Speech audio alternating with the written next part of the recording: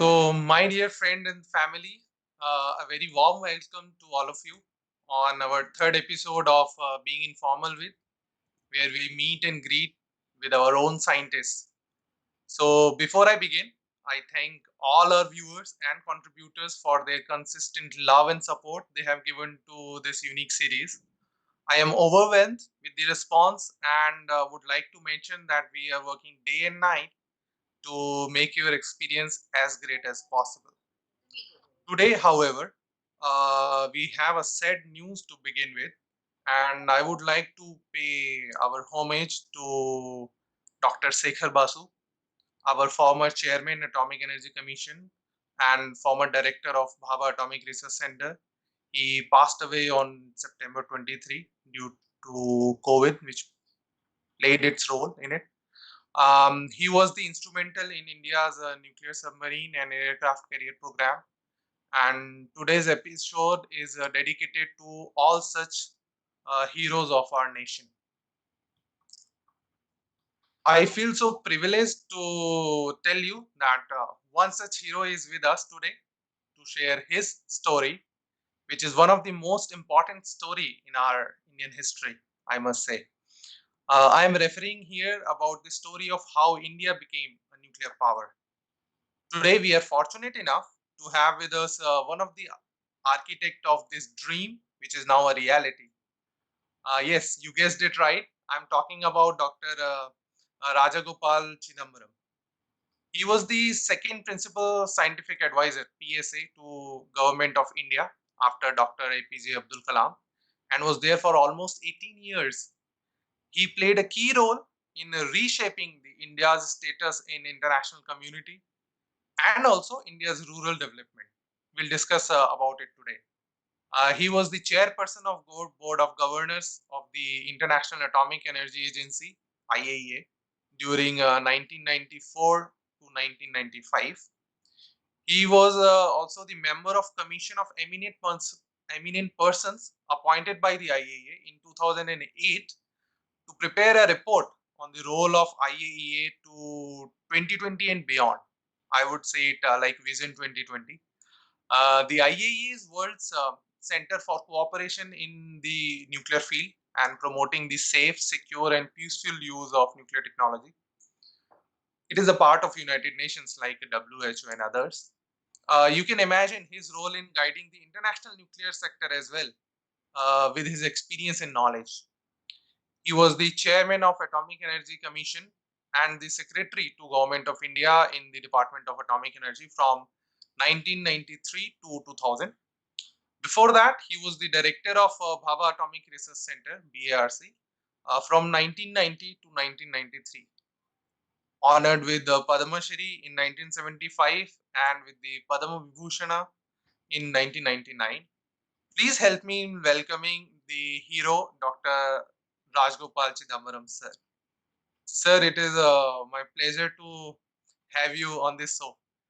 Thank you so much for joining us today. Thank you. Thank you. Pleasure, sir. Today we have also got an opportunity to know about him, about his exceptional journey. However, as you know, any story is incomplete without the characters. So today we have with us a few key characters from Dr. Chidambaram's story, and let me introduce you with them. We have with us today Dr. Satyendra Kumar Sikka, who was the scientific secretary to the principal scientific advisor of Government of India, and he was also the director of condensed matter physics group at BARC.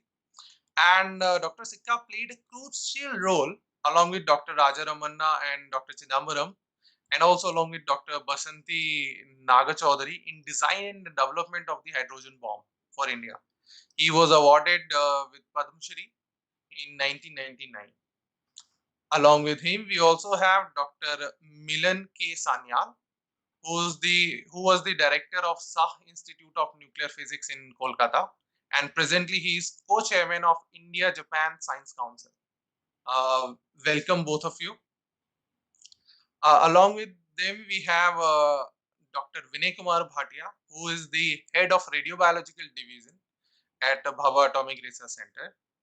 And we also have Shri Kiran K. Doshi, who was the ambassador to Austria and India's envoy to IAEA from 1995 to 1997. He was also the chairman of Atomic Energy Education Society, and he is also the author of one of the famous book named Our House. So I welcome all our distinguished guests here.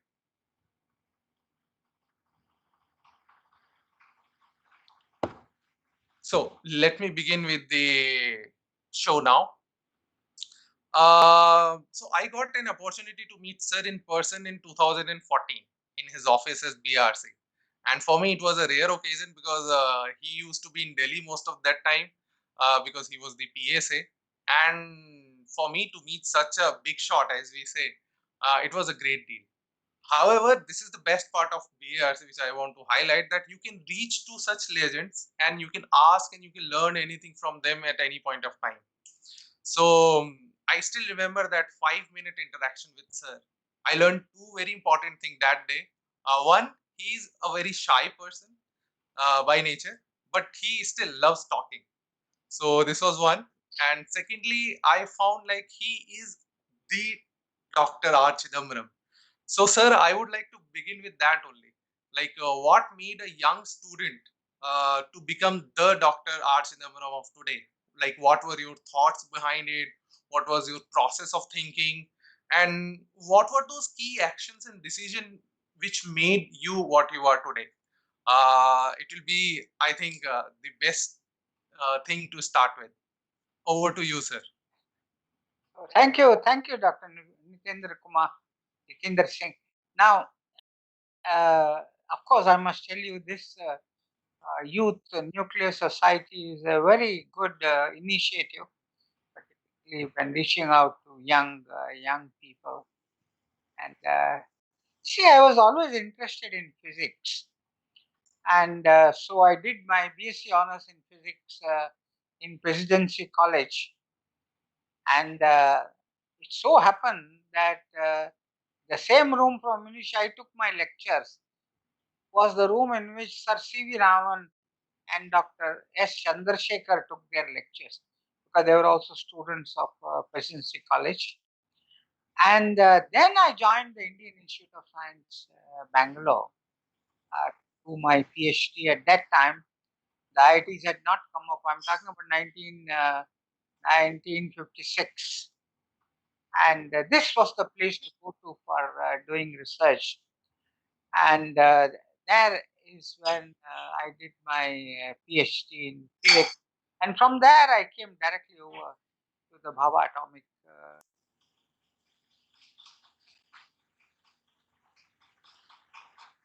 Over to you, Jitendra. Thank you, sir. Thank you, sir. Thank you so much. So, sir, your initial work was mainly on neutron diffraction and crystallography, if I'm correct. So, if you could highlight some of that part and how it helped you to grow further in your career. You see, my PhD work was with nuclear magnetic resonance Mhm. in hydrates, because the person I worked with, Dr. Suryan, was an absolutely brilliant scientist. And in fact, he wrote his first paper when he was 13 years old. And in fact, he was the first person who saw the phenomenon of nuclear magnetic resonance as well as electron spin resonance.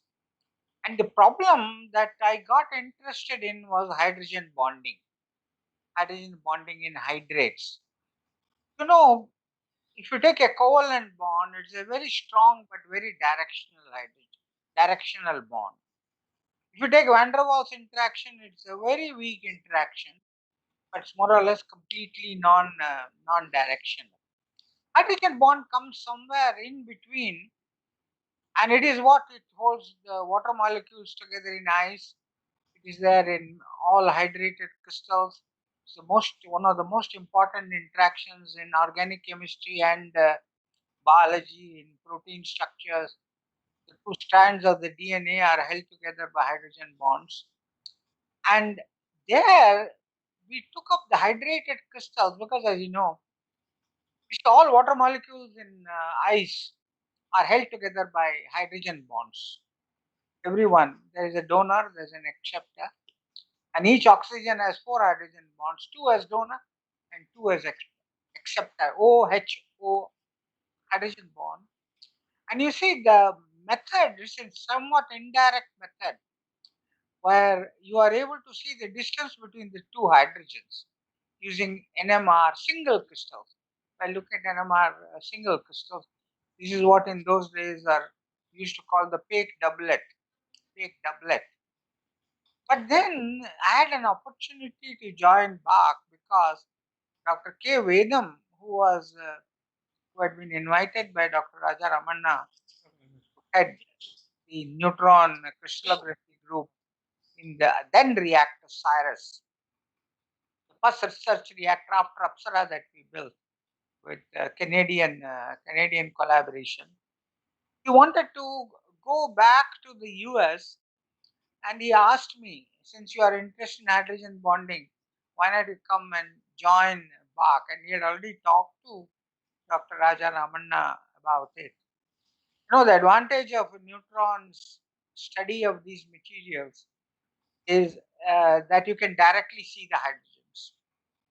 In X-ray crystallography, since the electrons do the scattering, the amount of contribution any atom makes depends on the number of electrons the atom has.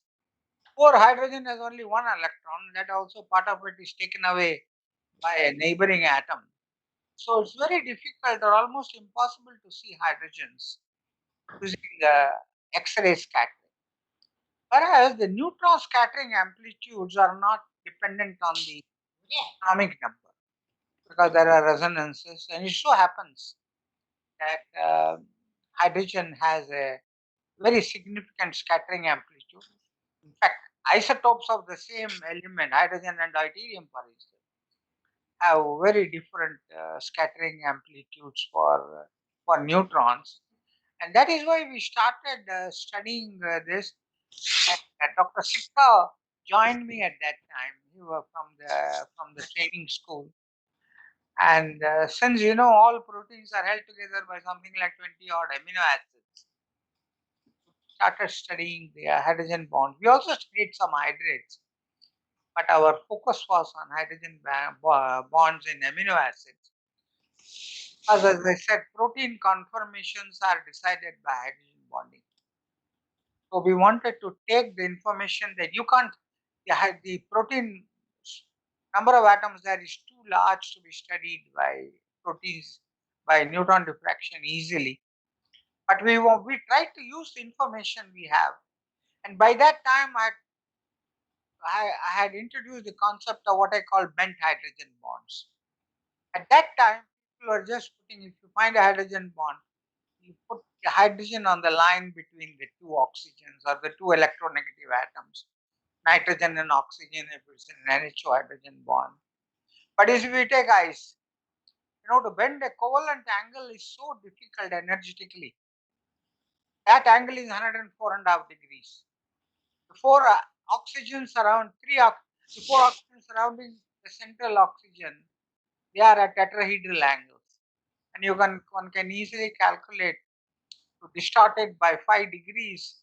A covalent bond angle is extremely energetically costly. That is when I started the introduction of the bent hydrogen bond, where that is very cheap. One can show by whatever model that you apply. And that is how we got interested in neutron crystallography, because at that time, studying hydrogens was one of the hot topics in neutrons. Of course, one can also do inelastic scattering because so happens that in the neutrons, the thermal energy is comparable to the phonon energy in solids, and also neutron has a magnetic moment. So at Cyrus, we had very strong group on neutron studying all these aspects.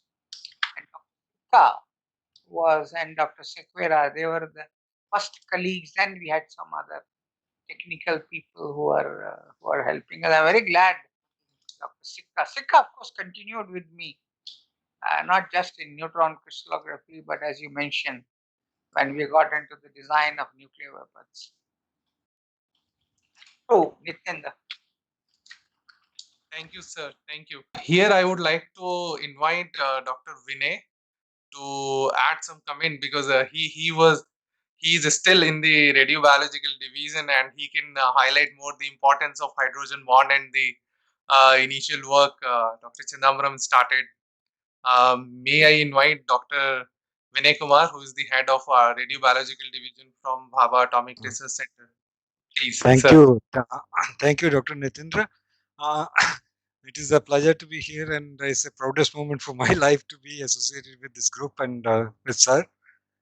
Just to pay my gratitude, he has been a constant support and encouragement for many of us, and especially for me. Uh, in context of this hydrogen bond, we were discussing other day, primarily most of the biomolecular interactions and the structures, 3D, three-dimensional structures, are dictated by the hydrogen bonds. As Sir also already said, the DNA, double helix.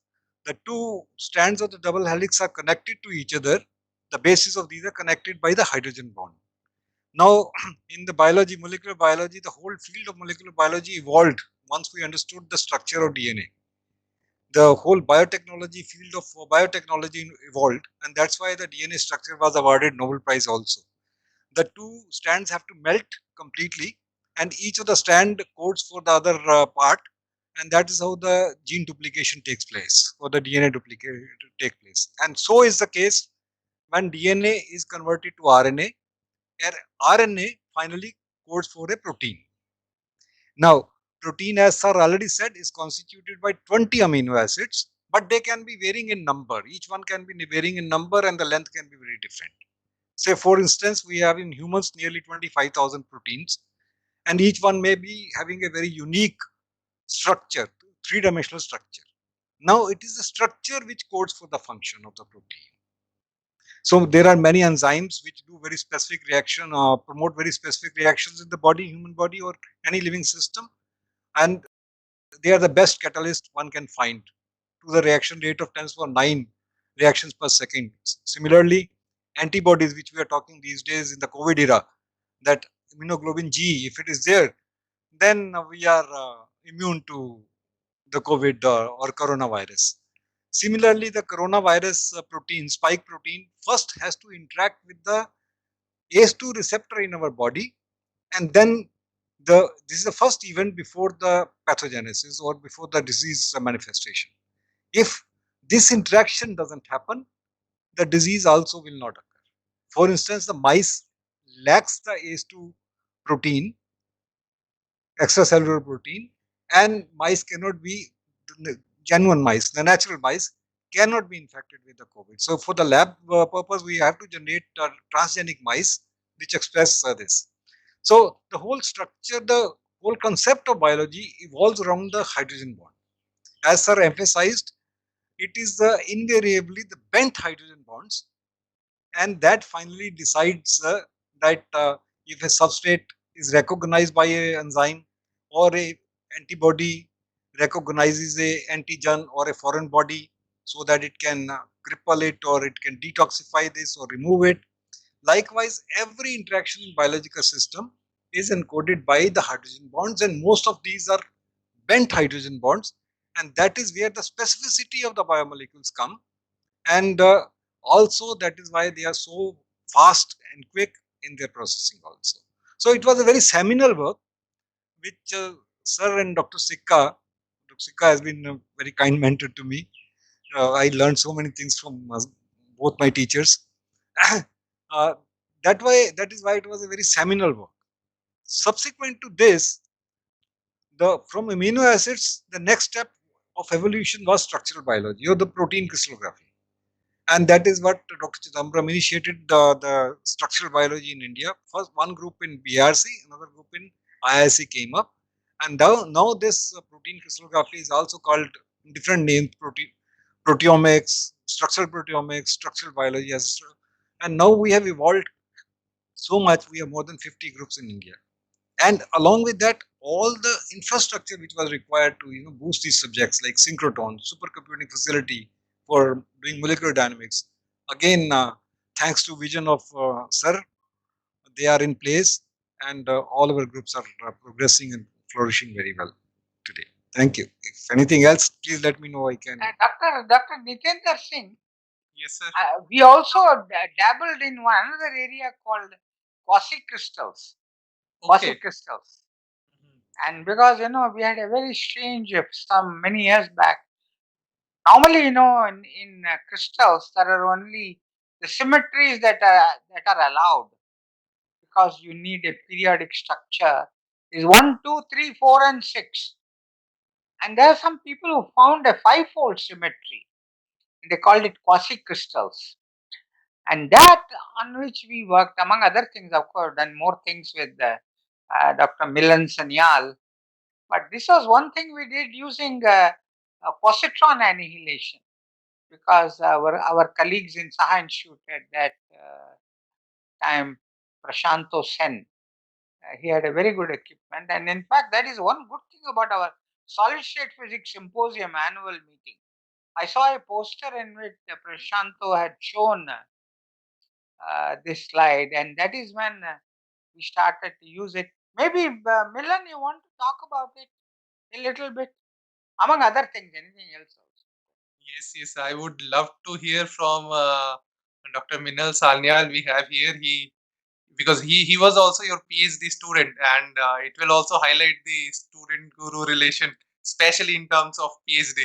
So, Dr. Sanyal, if you could add to this, please. No, first of all, many thanks for including me in this August group. And it's always a pleasure to sit with my teacher and exchange ideas. Well, he's not only my PhD teacher, he is also mentor of my whole career, science career. I still remember when I started doing my PhD, very occasionally, and you said up to the director BRC, but before that, he was also holding important positions and he was always busy. So we will normally meet during lunchtime. And I remember he told me that you have to first make your equipment with which you want to do the experiment. And that was the culture in Bhava Atomic Research Center at that time, that for doing PhD, we have to make the setup, what we call, and then do the experiment, then analyze.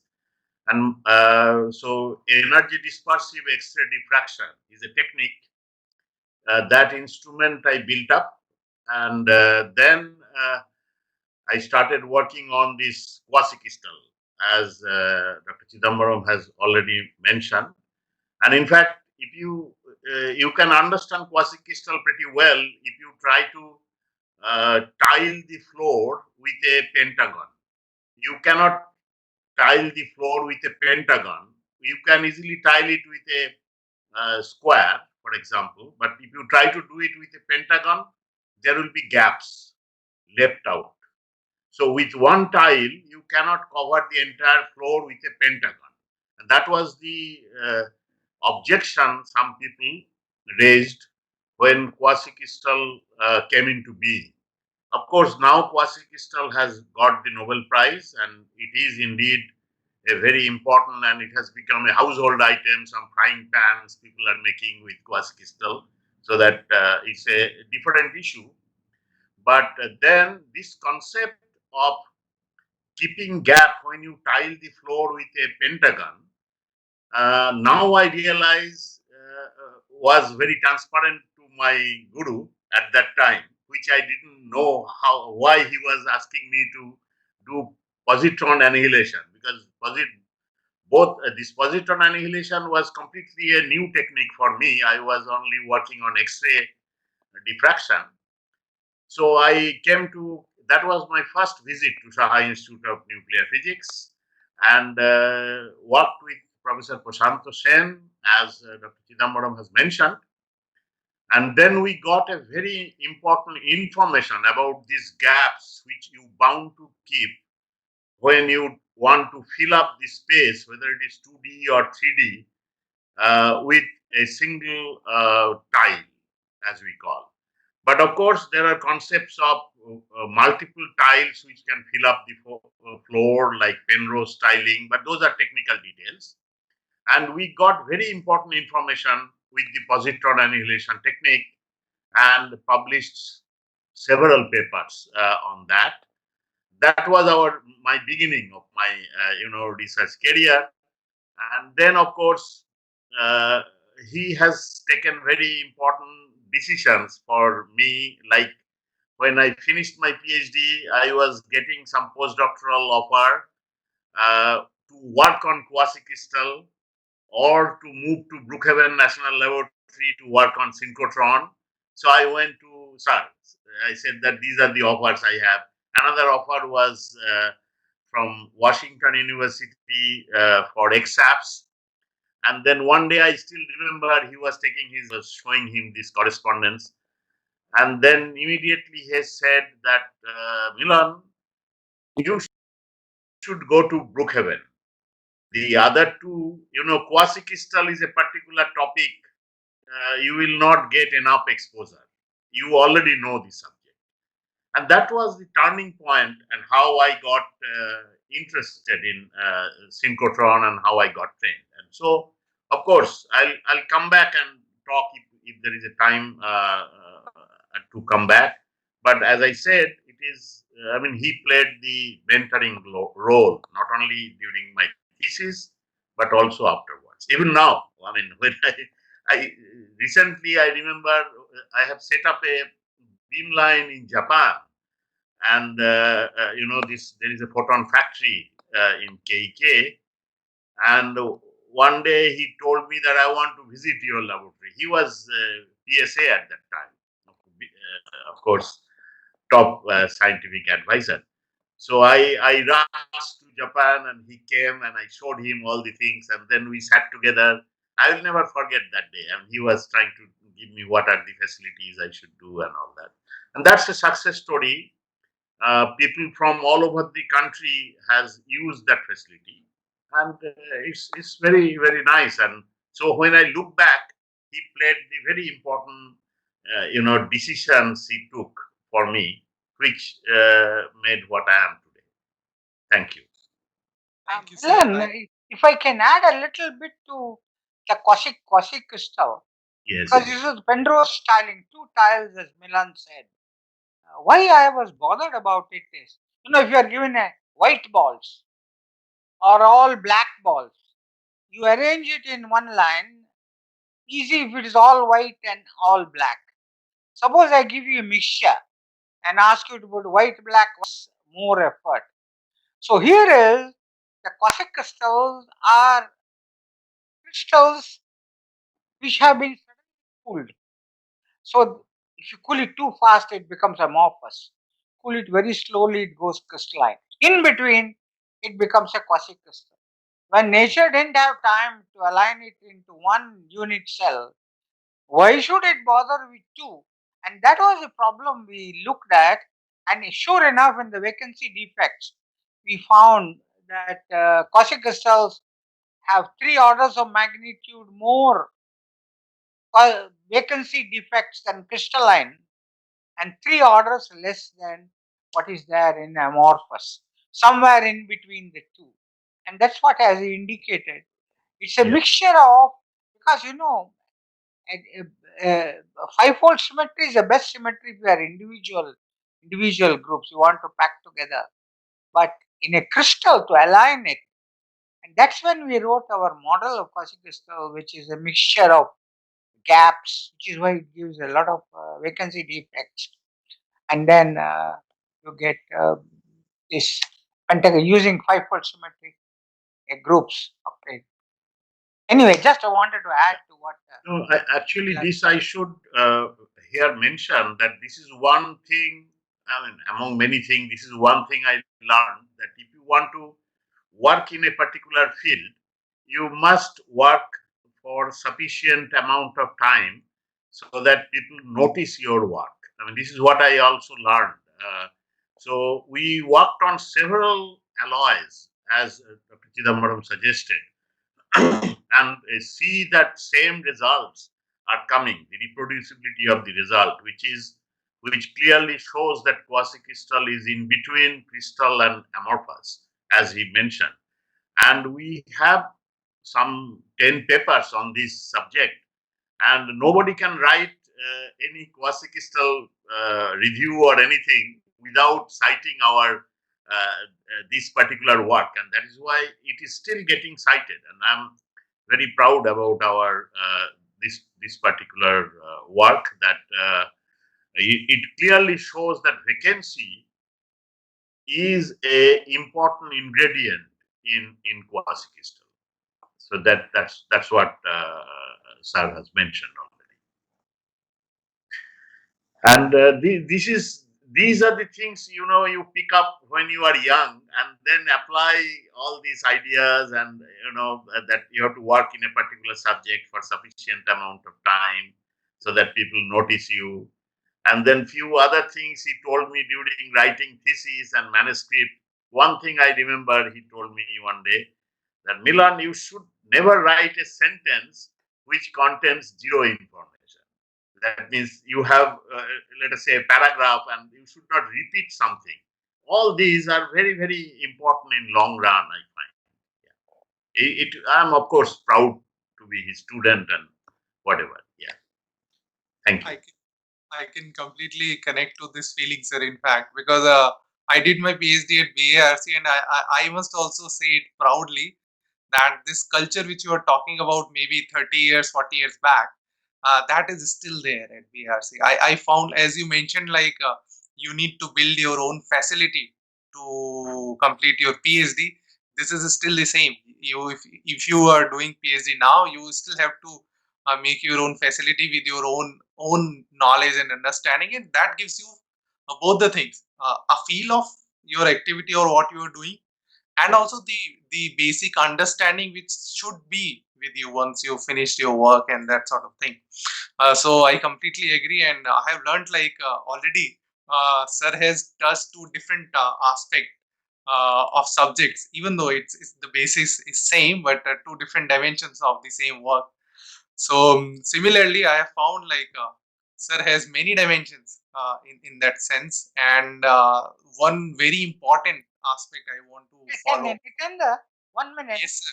Would Sure. Dr. Sikka like to add anything to our early neutron diffraction work, Sikkaji?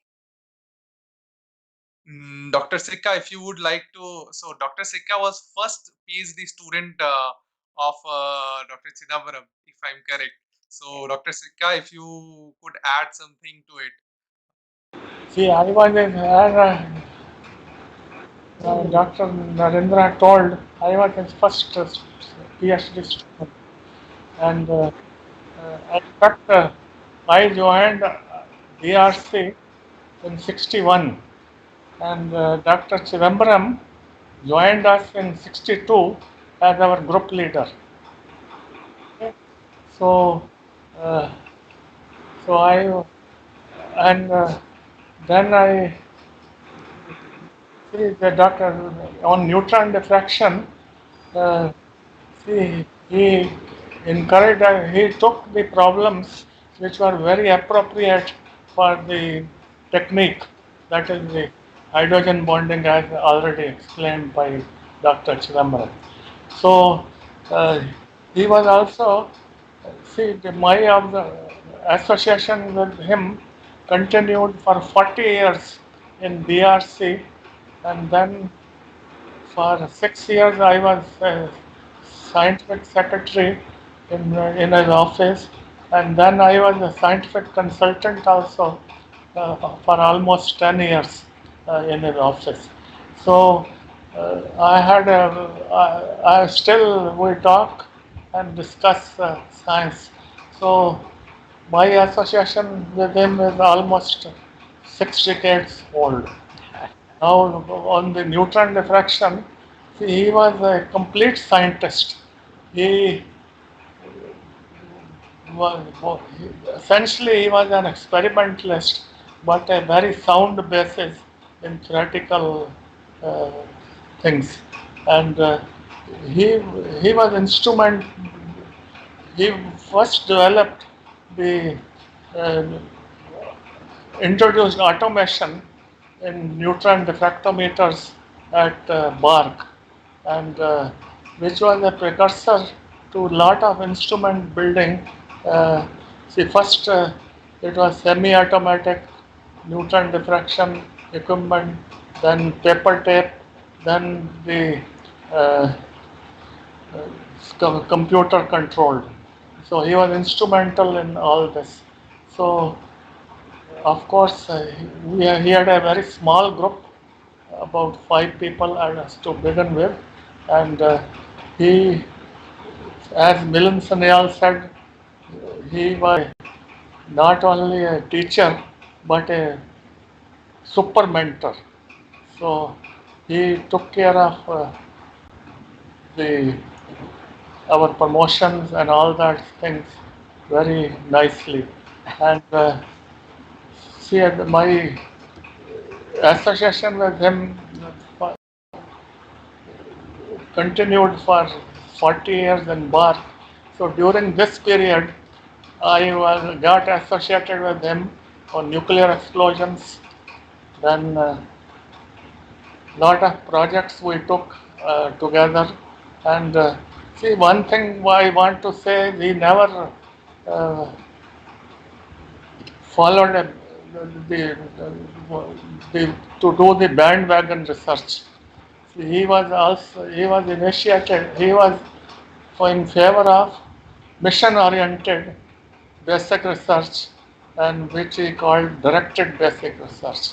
So that was his strength, and in that process, for nuclear explosions, he laid the foundation of high pressure physics, shock wave physics, and we together learned these subjects together.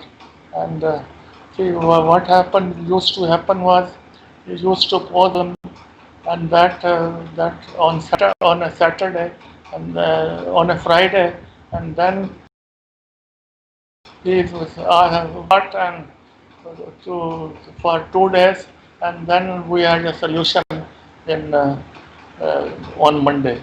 So he was a complete theoretician and experimental put together. So during the nuclear explosions, he,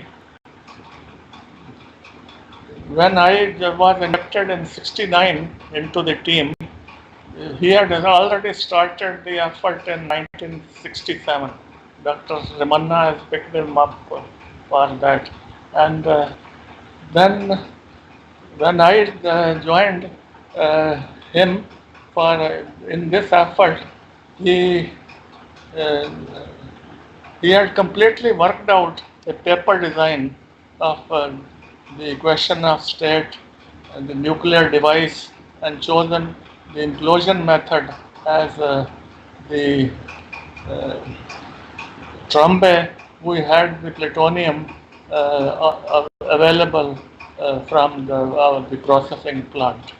Then, as I said, for Pokhran 1, he was the chief executive officer. I can say that from my knowledge of it. So he developed both the nuclear device as well as the nuclear device. There is a nuclear core and an explosive system to set the nuclear explosion on. In this, uh, the core has to be imploded simultaneously and on all sides, and for this you need the chemical explosion. And he designed that. He had already a design ready for, and this was possible because of his knowledge of crystallography. He used spherical crystallography to do these calculations, and was ready with the design. And this, of course, This was done at TBRL. The development of the explosive systems was initiated by him at TBRL, the defense lab of DRDO. And then he, we had a device ready in 73, and as he said, as I said, the he was site in charge, everything for Pokhran 1, and he was also assembled the device with the TBRL team, and then on 18th May, everything was set up, and the device worked perfectly, and this was in 7. Then we continued this work for 23 years before 98 without testing. And during this, we laid the foundation of shock wave physics and high pressure physics. And so this equation of state, first he had worked out the plutonium equation of state, and then we worked out from first principles also, using density functional theories, and he was instrumental in encouraging all of us, and that's the story. So then when I was going to retire, he picked up as my scientific secretary, and we did a lot of things in his office in Delhi. So this I'll chat afterwards. Okay. Sure, sir. Sure. Thank you so much for summarizing and initiating this discussion. In fact, I would like to dig. Just want to add that the in 97 he was the complete in charge. In 98 test series he was the leader of the DI team and BRC team, and in which the hydrogen device was set up as one of the devices, and this was a very significant development for national security, and this is all I want to say at present time. Thank you. Difficulty in talking. That's No, it's completely fine, sir. It's completely fine. Thank you so much for this. Following from here, I would like to ask, sir, because as I have learned so far, like after Dr. Homi Bhabha and Raja Ramanna, you were the, I would say, the third pillar of this foundation of Indian nuclear weapon program.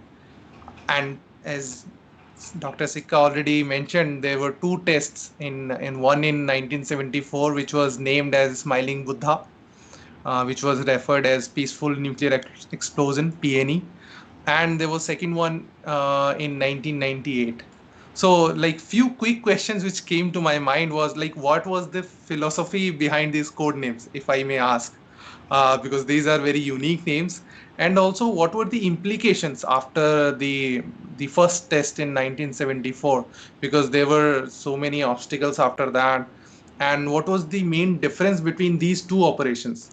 There was a time of 23 years that what changed between these two, and very important aspect, like, for keeping this dream alive in you for such a long time, even though if I understand there was a time that when even governments was bit reluctant to do it, so keeping this dream in your mind and sustaining it until 1998. So what was this detailed information, if you could share with us, Dr. Chidambaram? See, the peaceful nuclear explosive program, father of that was Dr. Raja Ramanna. Dr. Raja Ramanna, because at that time President Eisenhower has come out with the swords into plowshares. That is, nuclear weapons, can they be used? Because so much energy density is there that one can use it for various purposes. For example, making dams. In fact, there's a proposal like a Panama Canal, you can build it using nuclear explosions. Or, for example, stimulation of hydrocarbon reservoirs. That's what they did in Colorado. In Colorado, you see, if you, amount of gas which comes out, gas reservoir, amount of gas comes out depends on how well the rock is broken. And if you use a nuclear explosive to break the rock, then you can get more gas. This is what they call stimulation of hydrocarbon reservoirs. So the International Atomic Energy Agency were setting up these meetings from 1970 onwards, and Dr. Amanna had asked me to attend these meetings. The first one we had presented, we would like to use it for breaking copper ore underground and recover the copper values using dilute sulfuric acid. So that is how the program for a peaceful nuclear explosion started. Of course, if you look at the physics, there is no difference between a peaceful nuclear explosive and a nuclear weapon. It's only a question of packaging. When you are making a peaceful nuclear explosive, the size, dimensions, method of detonation doesn't matter. But in a nuclear weapon, you have to take care of all that. After 74, as you said, no government of India was against it, but they said we'll keep the nuclear option open. But in any technology, any advanced technology, you can't keep a nuclear option open or an technology option open indefinitely. After a while, you cannot. People retire, people go away, people lose interest, and the technology begins to. And that is where we had to take care. And as Dr. Sikka explained, we started a parallel static high pressure physics program. Because the kind of high pressure physics you need for nuclear weapons is shockwave physics. And shockwave, fortunately, the lab which Dr. Sikka mentioned, the terminal ballistics research lab, had got the right equipment to follow how the shockwave proceeds through a material, like stick camera, framing camera, fast measurement techniques. All those techniques were available there. So we could test all our ideas in the TBRL in Chandigarh. And then, as it happened, we had quite a big high pressure in which Dr. Sikka has contributed so much on the static high pressure physics side. In fact, the BRC group is one of the leading groups in high pressure physics in the world today. Nothing to do with nuclear weapons internationally. Because you can't keep a young fellow engaged indefinitely on a secret program saying one day it will come. So finally, fortunately, we got the thing. And by that time, we had refined all this. And we took the opportunity to test 5 devices. We didn't know when we will get the next opportunity. The fission device. All this is, I'm not telling anything secret. It's all written in, a number of papers are published by barc after the test, for both the seismic side as well as the radiochemistry side. And in 2008, in Atoms for Peace, I have published all the information, whatever can be published. Not, of course, except design of the device. It tested 5 devices, fission device, then the thermonuclear device, in designing which Dr. Sikka played a very major role. Though he calls me good in theory, he is the one man who is an experimenter, who is exceedingly good in theory. Because as a diversion, if you want to do competitive research in India, you can't match some of the advanced countries in terms of experimental facilities. You can't match them in terms of the supercomputer and other facilities which they have. But we can beat them in the choice of problems. And so that the choice of problem has been the main thing. And for choosing that, you need a good knowledge of theory. And Sikka uniquely is an experimenter with very good theoretical knowledge. So many of my colleagues, even Milan has very good theoretical knowledge of that. So we kept it going until we had a chance. So what we did was, it is a very advanced thermonuclear device, because as everybody knows, nothing secret about it, that it's a two-stage device, and the first stage is a fission device, and if you want to, you have to make it what we call a boosted fission device. That is, use a thermonuclear material to increase the population of neutrons, so that for the same yield you can bring down the size, can make it more. And that is what was used in our thermonuclear device. And we did it underground. And if you look at the phenomenology of underground nuclear explosion, when you explode, the volume around the shot point is vaporized. So I've got a cavity of hot radioactive gases, which becomes the source of the shock waves. As it goes around, then what happens is, it's not hot enough, strong enough, shock wave is not strong enough to vaporize the rock, it melts the rock. So at some stage you have a cavity of hot radioactive gases surrounded by molten rock. Then it's not strong enough even to melt the rock, cracks the rock. So you have fractures going to a long distance around the shot point. When it comes and hits the ground surface, what comes as a compressive wave goes back as a rarefaction wave, and the ground lifts.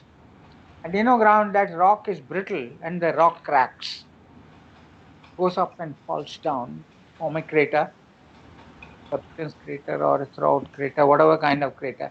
But the main thing is there are cracks which go down. If those cracks and the cracks around the shot point meet, you have got radioactive venting. We don't. And what we had to do, knowing the properties of the rock, and the shaft was already there, dug a long time back, and we got the clearance to do the test. We decided 45 kiloton was the maximum we can test safely. And it's very easy to play around with isotopic composition and control the yield. This is a controlled thermonuclear yield device. That's what I say in my paper in 2008. Up to 200 kiloton, there is no problem about a thermonuclear, building a thermonuclear device. That was the second device, and there are three others, what I call the chotus, sub-kiloton, less than 1 kiloton.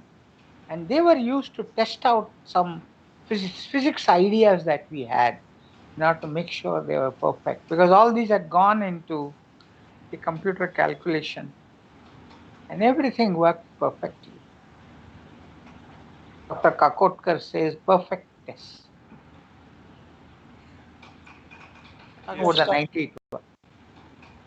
Dr. Sikka, Yes, I'm through, Nitesh. Dr. Sikka, over to you, please. See this, see here, see I, in 98, see we had the simulations. See what he encouraged us to do, simulations beforehand, before the test. So the simulations were done, and for that we designed, we built indigenous programs, computer programs, and that was also helpful in choosing the yield and all that. And this was this was another success in the this field. And I just want to also add that he, at that time, we had fielded both in 74 and 98. We had fielded some physics experiment, and all these under the direction of Dr. Chidambaram, and all these worked perfectly. And to our satisfaction, we predicted the yields beforehand, and this was dead on spot. Thank you, sir. In fact, Dr. Nitendra Singh, I would like to add here yes, that sir. both Please. 74 and 98 was a very big multidisciplinary effort by barc. Of course, we had the reprocessing, we had to get the material, and we had the radiometallurgy people who could convert that into plutonium, what comes out of the reprocessing plant, and shape it the way that we wanted. Then we had computer experts. 74, we had Dr. V.S. Ramamurthy. Even then, Sikka was one of our top experts in Pokhran, as we used to call it in those days. And all these all these efforts. Then, of course, at the site we had health physics people in order ensuring that we have got there is absolute safety, no complete containment of radioactivity. You know, I was telling you about this molten rock surrounding the cavity. After the explosion, that molten rock falls to the bottom of the cavity and traps. Good thing is it traps most of the radioactivity there. Becomes vitreous rock. One way to estimate the yield is, of course, close-in acceleration. Then, of course, seismic measurement. Of course, you must know the properties of the rock. How much of the energy of the explosion couples into the rock medium depends on the nature of the rock. Nevada test site basalt is not the same as the kind of rock we have in Pokhran. So you have to allow for that. But the most direct measurement is to, after a few months, things when they have cooled down radioactively, you pick out these vitreous rock pieces and measure the fission products or the neutron activated products in the case of a thermonuclear device, and the unburnt plutonium. And the radiochemistry guys did a very accurate estimate of the yield. That's the best estimate possible. Everything fitted perfectly because all these were done in different shafts, and one could verify the yield of all these individual devices that they were tested. So as I said, it's a huge multidisciplinary effort that was launched by BRC, and we had major help from one DRDO lab, that is the terminal ballistics research lab. Just 1 minute. Just one small thing. Personal thing. You see, in 98, we had to wait for the wind direction to settle in a particular way. Because as Dr. Chidambaram said, we didn't want to harm the villagers on the way. So when the explosion took place, Dr. Chidambaram and we were standing at about 3 kilometers from this test site. So he immediately rushed and embraced me. Sikka, we did it again. That was the remembrance I had. He was so generous in appreciating that we did it as a team. See, Nitendra, even though we were sure it is a contained explosion, but it's just to be sure that in the case of accidental venting, the wind should be in a direction where the radioactivity cloud may go, where there is no population. So we had to wait. We knew there was a sector in which the wind must blow. And as Dr. Sikka said, when it came to the direction, then we did the experiment. But of course, there was no venting. After 98, 2 days after that, Prime Minister Vajpayee and we were standing right on the crater. Yeah, that is the one of the question I have already kept. I'll come to that. But before moving ahead, I would like to address here which you mentioned, like there was a group which was working at BARC, but I feel like there must be so many challenges into that. So what were the challenges when you were designing the devices, and also like how you came to this thought that you should include DRDO, and what were your cooperation with DRDO in design and development of the device, of all the devices, if I must say. See, if you want implosion, you Mhm. must produce a spherical shock wave. Spherical shock wave which hits the, and of course you need a tamper around the core so that it is held together for the longest possible time to have the highest amount of yield. Now you are a reactor guy. You know there is a criticality factor. K is equal to 1. Normally any reactor, whether it is a 20 watts or 200 megawatts or more, K is about 1. That Mhm. means the ratio of the neutron population in this generation divided by the population of neutrons in the previous generation is equal to 1. That means neutron population is steady. If it is less than 1, the system is shutting down. You call it subcritical. K is more than 1, it's not a safe situation. Then in the case of a reactor, you shut it down. But in the case of a nuclear weapon, you want fission weapon, you want to take it as high as possible. So you see, you have to do this neutronics, which is part reactor physics kind of calculus, part neutron kinetics. So we had experts from that who are making this calculation. You see, there's a mixture now. You must see how the density of the material is changing. In any material, as you know, if I increase the density, I reduce the leakage possibility, whereas the chain reaction probability remains almost the same. That is why the implosion. So the alternate method is to bring two materials together. That's what you do in a reactor, or pull out your control rods, to take the K up to, essentially in a device. You take it from subcritical to as high as supercritical as possible and put your matchstick there. That means release your neutron source. And then the energy begins to release, the chain reaction starts. And once it disassembles, up to the point it goes below 1, it will release the energy. That's why you need the tamper. So a lot of people are now involved in the calculation of this. There are people with knowledge of neutron physics, neutron kinetics, condensed matter physics.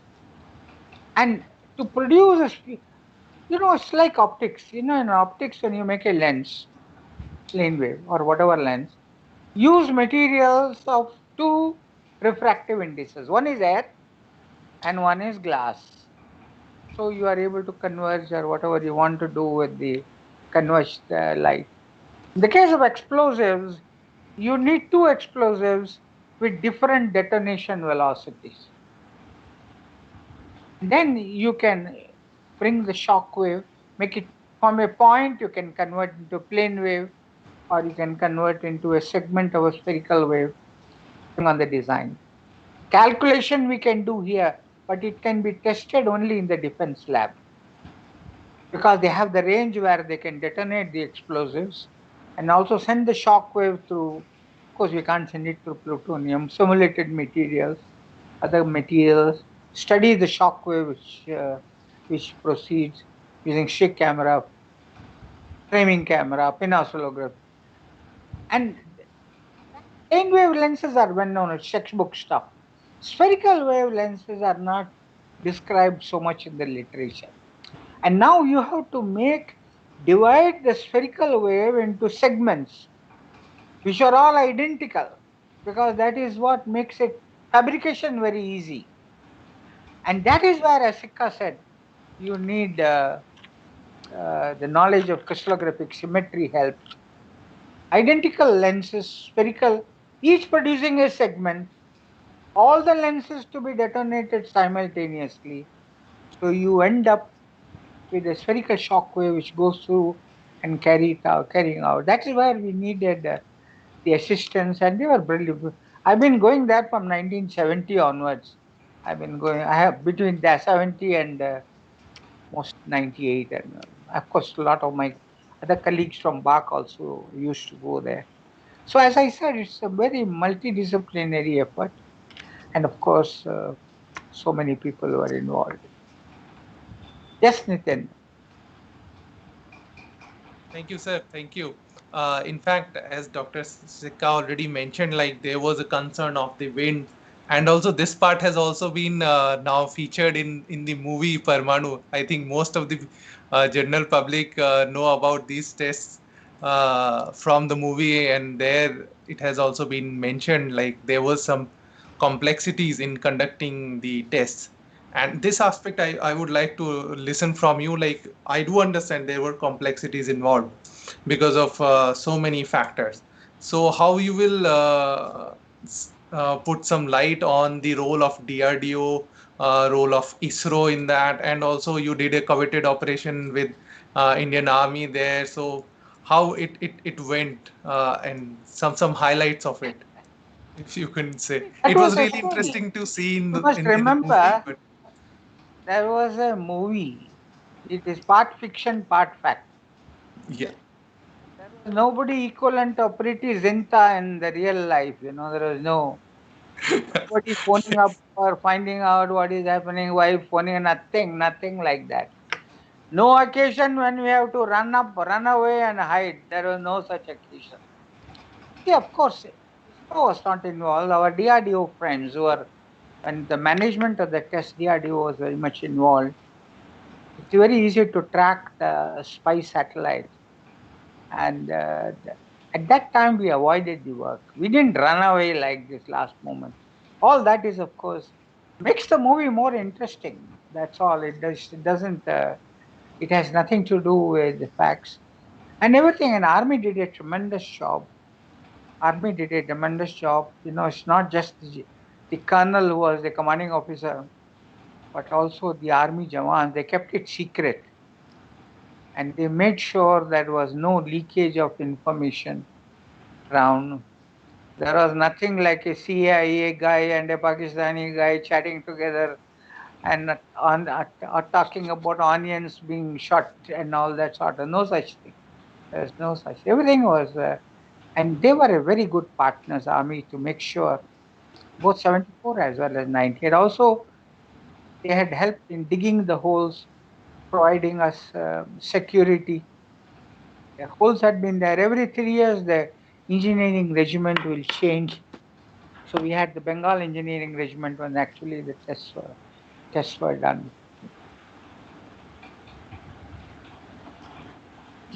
Great, sir. Great. In fact, this reminds me, as you mentioned, Doctor. I mean, Shri Atal Bihari Bajpayee. This reminds me one incident when I was there at International Center for Theoretical Physics (ICTP) in Italy. So there I got an opportunity to listen to one of the Nobel laureate, who was the mathematician at Manhattan Project. So Yeah. Manhattan Project was the world's first nuclear weapon project, if I must say. And the leader was Dr. Enrico Fermi. And he told us like when they were doing the tests. So in one of the initial tests, which was very small, they were just testing one small device. And as soon as they completed the test, Dr. Fermi got so excited he jumped directly on the mouth of the crater to see what has happened. And everyone just started to following him, but then realized that it must be radioactive because, of course, shielding is there, but some gases must be coming out. And you won't believe, it was found like he got contaminated due to that thing. And then he was sent to the decontamination facility and was restricted there from coming restricted from coming to the site for quite a long time until he got reduced dose time. So this excitement I could feel, and as Dr. Sikka has already mentioned, the moment of joy. But this gave me one more question, like you have already mentioned, like his health physics people were there. You made a precise calculations and everything. Still, calling the prime minister directly at the crater just after 2 days, it's a moment of confidence, I must say. And I think if you could Yes. address that part as well. No, you see, we had even in 74, we had a helicopter with radiation measuring equipment moving around, make sure there has been no venting of radioactivity. Then our health physics guys went to the site after the test to make sure there is no contamination on the surface. And after we had assured ourselves there was nothing there, that is when we had asked the Prime Minister's office, and PM was very, very happy to come and visit the place. Yes, sir. That was 18th of May, Yes. 98, when PM visited the site. And of course, Yes. which Yes, sir. happened to be anniversary for Pokhran 1 also, but in 1898. Yes. See, Yes. one thing which I want to add is that Dr. Chidambaram carried the 1974 device with Dr. P.R. Rai, the director of the metallurgy group, by truck to Uh-huh. Pokhran. And 98, we carried the weapons in helicopter in military planes, and in two groups. One in which I was in charge, and the other Dr. Ram Kumar, the metallurgist. So, so this was the. See, there are many things which can be narrated, but I wanted to brief.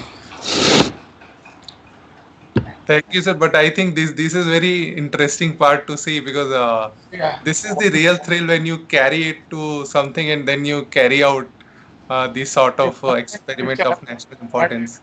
that about the movie, I have not seen the movie. Of course. Got the report that it is half of it is bogus. See, a woman, there was no woman at site. So Yes. I'm I, sorry, I apologize to ladies, but at Trombay we had some ladies associated with. I think you have already played a part of a movie, played a movie in a real life. So I don't think anything can complement to it. So I completely understand your take on that. Here, sir, I want to address few more things, like as you have already mentioned, like after 74, there were some restrictions from the international side as well. And if I remember correctly, like after 71, Canadians decided to take back their support from our nuclear program. So, how we tackled this outside pressure, and you played a key role in convincing the world after the 98 program as well, because there was a lot of talk outside in India about this thing. So if you could tell us about this aspect, like how you tackle the outside pressure, and how you convince the world to accept India as the nuclear power. See, that is the culture of barc. You think of our founder, Homi Bhabha. He was thinking of building nuclear reactors at a time when we were not even making bicycles indigenous. This is one is that self confidence which he had not him just in himself, but also in the country. That was not just me. We knew there were going to be some restrictions, but then when they stopped it, it also helped us to become more self-reliant, because of course we not that we like restrictions, but we should have the capability capability to. That's why, when I was director of barc, I used to call self-reliance as immunity against technology denial. Immunity against technology denial. When you're building a complex system, if you need subsystems that are available from a reliable source outside, go ahead and use it. But if anything is denied to you, including the proverbial wheel, you must have the capability to do it yourself. That is self-reliance, not trying to do unnecessarily. Nobody in the world does it when they are building big, complex systems. Yeah, as we proceeded and they saw that pressures are not going to affect the Department of Atomic Energy. At some stage, they gave up. I mean, we must be grateful to the Indo-US agreement also. That agreement which was solved. So then they helped us to remove the nuclear supplier group guidelines, so that those restrictions are mostly now not there. Just one thing I want to add, that in 1982, I think computer division came under the physics group, which Dr. Chidambaram headed the physics group. So he laid the foundation. He asked people to build supercomputers. That was another his contribution to this effort and to barc. And Dr. Vinay Bhatia said protein crystallography was also made easy by these supercomputers. See, we went, barc went from gigabytes to teraflops in a few years' time. And this was, as far as computers why this was done was that computers were denied to barc. Supercomputers or even a ordinary 370, IBM 370 was denied. Then IBM negotiated, and at the last moment they backed out. So this was to delay our development. So this was the another field in which Dr. Chidambaram played a crucial role. I have added this part for the discussion, sir. I'll definitely take this in a while. But before continuing this international cooperation, I would like to invite here Mr. Kiran Doshi with us, because he was there when Dr. Chidambaram was the chairperson of Board of Governors of IAEA, and Mr. Doshi was India's envoy to IAEA, and he was the ambassador to Austria. So, Mr. Doshi, if you can highlight your take on the role of Dr. Chidambaram and how India performed in the direction of international cooperation, if you may add some highlights of it.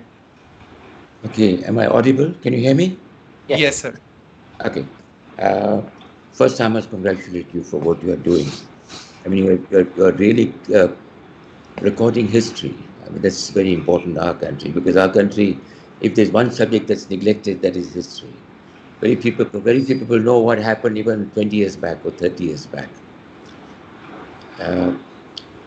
I'll also mention something else before coming to my association with Dr. Chidambaram. I'm an outsider, so in this group.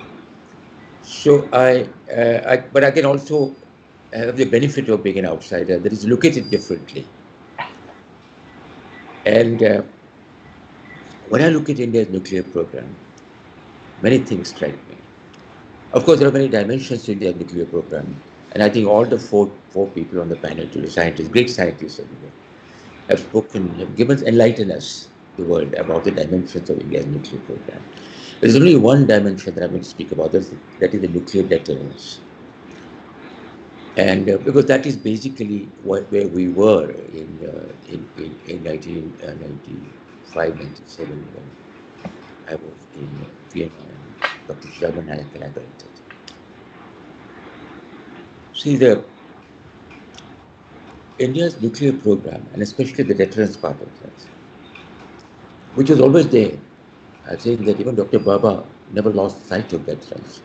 Pandit Nehru also never lost sight of that. It's not that it suddenly came upon us. Yes, we realized the inevitability of that after 1964. But that's a different story.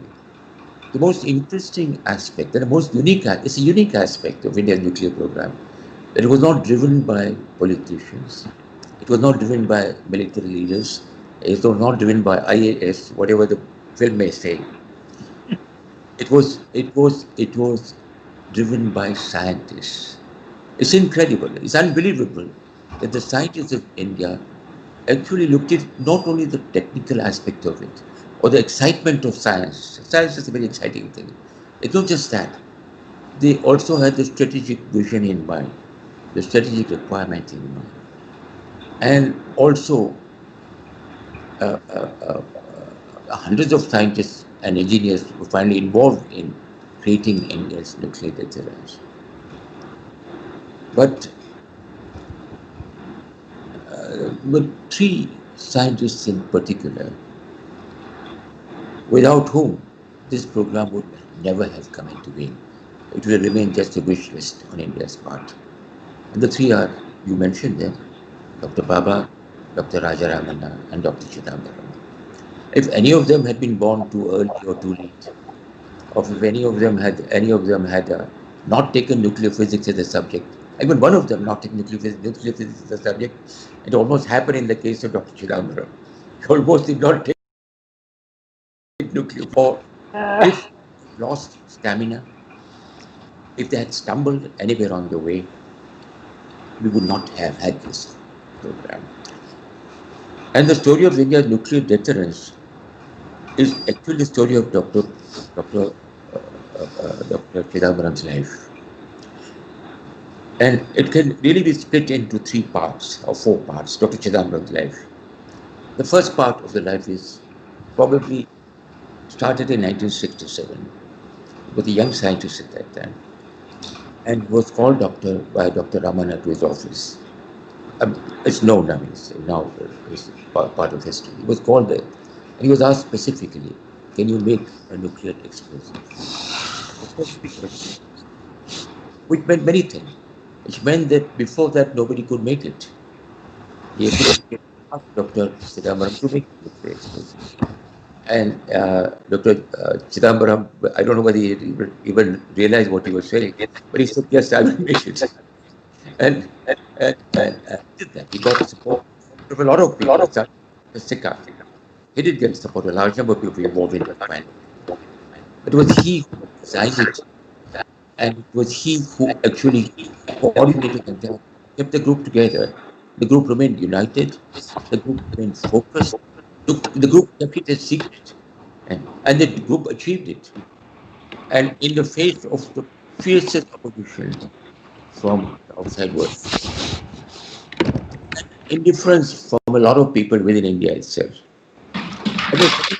Dr. Chidambaram's life began in 1974. After they achieved that, in 1974 onwards, and then increasingly just by himself over the years after Dr. Ramana retired, he had to keep the program going to see that India option, that there was further nuclear development in India, and that India's option remained alive.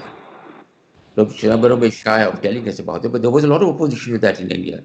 In fact, there was opposition to that even after 98 in India. Not many people know that. It's only now that people realize that, good God, why did we oppose this? We needed this nuclear program. We needed nuclear deterrence. What would have happened to India? What would happen to India today if we did not have the nuclear deterrence? We live in a very hostile neighborhood. We have to keep that in mind. And as I told Dr. Chidambaram once, after 98, I think I said that to him that, I sleep better because you are there. And after Dr. Chidambaram's, then of course, after 98, started the third part of his life, which was to how to get it internationally accepted. But Chidambaram is also a great diplomat. He must say, I think one of the books he read was How to Make Friends and Influence People when he was in college. So he's also a very successful diplomat. And a good diplomat, as Churchill put it, a good diplomat is the one who can tell his opponent to go to hell so sweetly that the opponent will ask him what are the directions to the place. So Dr. Chidambaram did a great job with that in the years we're together in Vienna. Those were very difficult years because the entire work of the IAEA, which was actually created, basically it was created to assist other countries develop nuclear power for peaceful purposes. But on one condition, of course, that they must not develop it for non-peaceful purposes. But by 1995, when I went to Vienna, the focus had shifted entirely to controlling India, just specifically India, from stopping India from developing nuclear power. And they wanted to sign the NPT, they wanted to sign the CTBT, if not the NPT. They would sign the FMCT if we don't sign the CTBT. They wanted to have special safeguards for India, everything possible, but stop India from developing nuclear power. The question of India's security. We had many questions to ask on that. And of course, now they were also prepared to look at the question of which is provided for in the NPT itself.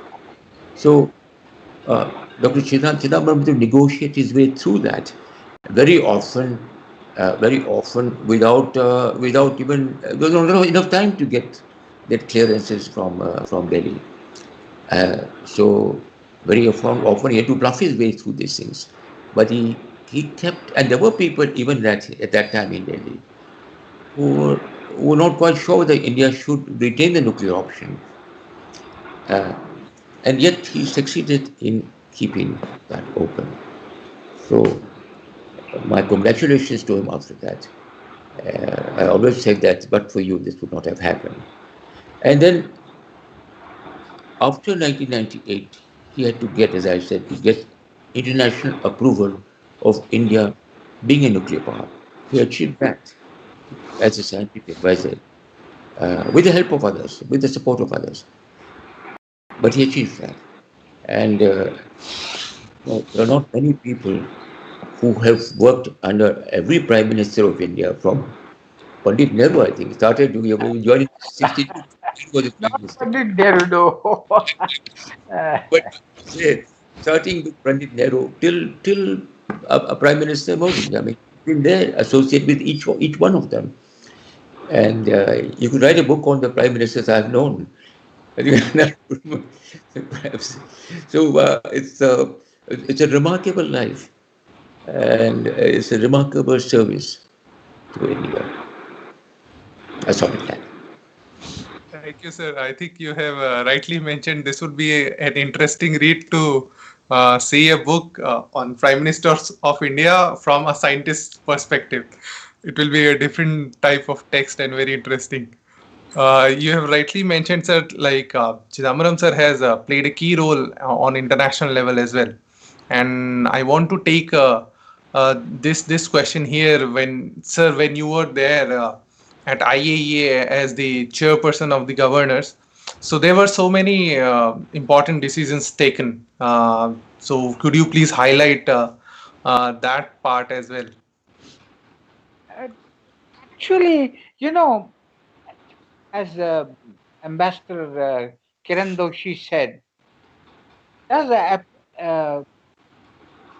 encourage applications of radioisotopes and applications of radiochemicals for various purposes. That was one which got a big push, and also they also help new countries to start off a nuclear program. So there was issues that used to come up.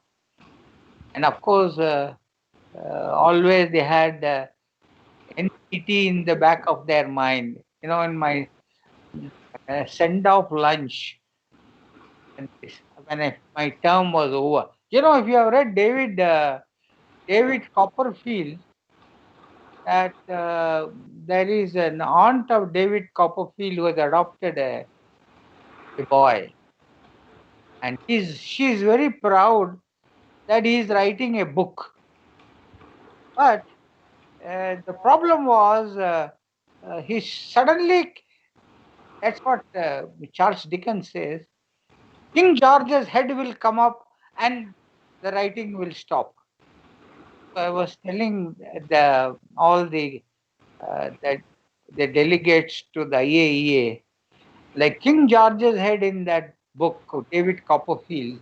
Why is it that for every item we discuss, NPT comes up, which whether it's necessary, related, or not related? So, see, in the beginning, then as ambassador said, we became very friends. I remember the US ambassador coming and talking to me. They were all concerned as chairman of the board of governors.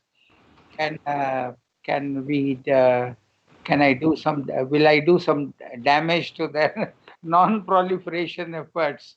So, but I said as chairman, it's like one of those gases in chemistry, colorless, odorless, and all that, but certainly not characterless. I will be neutral, but India's interests will be taken care of by our ambassador Kiran Doshi. Then we had actually Ambassador John Rich from the US. We became good friends also. So we had an enjoyable time, and all ambassadors will come and meet me, including the ambassador from North Korea. Came and saw me and said, "I'm seeing you because you are from India." I said, "Thank you very much." So this happens just before the meeting starts. Ambassadors and the members of the board of governors come and see the chairman. And that is the time you should prevent, don't drink tea along with them. So many come, you go on drinking tea, and for 3 hours you have to be careful because tea is diuretic. You know what I mean? So offer them tea, but don't drink it. What is the ambassador? And say, yeah, just a minute, please, and go on. But on the whole, we had mostly the Director General Hans Blix. Hans Blix was also became a very good friend. And Mohammad El Barade, who was the Assistant Director General at that time, he was also very helpful at that time. I remember that incident. I don't know if Ambassador Doshi remembers it. We had you see the way the IAEA operates is, once an item is over, the chairman has to give a summary, and that is approved by the board, and then you go to the next item. We had fixed the date of the next meeting, and then I had banged the gavel, next item we are going. At that time, one of the ambassadors who was looking at his laptop, in those days they were not so common, he said, Mr. Chairman, I'm just want to confirm that this date does not clash with an important meeting that is going to take place. That was an NPT review meeting. Would have left it at that. And there's a very important treaty in which some members are not, some countries are not members. And he was looking at me because we are not members of the NPT. So I said, okay, we'll allow you to wait. We'll take a decision after you have checked up the date. So after the next item was over, now we go back to the first item. And I looked at the ambassador and said, now I'm sure during this period he has reduced the number of countries who are outside this important treaty that he mentioned. So board, which had a kind of a small smile when he made the comment, burst into laughter when I made the comment because he knew. And that man got a little flustered. I think he got red in the face. And then he said, no, no, no, sir, it is okay. Like that, there are some very interesting incidents also. But by and large, we were looking at advancement of nuclear energy, application of radioisotopes, the regional cooperation agreement in this region, and there were similar agreements to take. And India was a very active member of the RCA. As a developed country, we were providing assistance for a number of uh, peaceful applications to other countries. Sir, you want to add anything to that? Well, I think you put it across very diplomatically and correctly. There were many interesting incidents that we had there, and the best part was I think that the collaboration that Dr. Chidambaram and I worked out. I wasn't quite sure, still finding my feet in the beginning, certainly. So, when should I speak? So, we worked out an arrangement that when he put his glasses down, I should speak. And that worked well. So the arrangement was, if I wanted him to intervene, I'll take off my glasses, like I'm doing now. And then he will start his attack on behalf of India. And at one time, there was some item which happened, I remember, which somebody from one of the countries, Philippines, I think, said, you have not added the part that I had given the summary. You have not mentioned in your that all countries must join the NPT, it said. And then the ambassador from Brazil got up, and she said, "No, if you saying that, you must also add my statement that all countries we need not join this inequitable treaty." At that time, they had not signed the NPT. And then I took off my glasses. And Ambassador Kiran Doshi launched a blistering attack on NPT, and they said, if you put it into what you are saying from Philippines, you will have to put my statement also about what all I am saying. Otherwise, India will not agree to the summary by the chairman, who was an Indian myself. So, and then it is when my friend Ahmad Mohammed Elbarade came out and said, we'll take a recess. I said, he requested, we'll take a recess for 10 minutes. And then Mohammed Darare walked between Ambassador Kiran Doshi, the Philippines, and the Spanish and the Brazilian ambassador. And he said, chairman summary will not be changed, but his speech will be reproduced fully in the proceeding. That could have been done in any case. He became because Mohammed was a very nice guy from Egypt. In a different context, at one time, I don't think Ambassador Kiran Doshi knows it. I was telling about our 3-stage program that if you recycle plutonium, uranium will give you 50 times more power. And you put thorium into the cycle and go also include the thorium, uranium-233 cycle.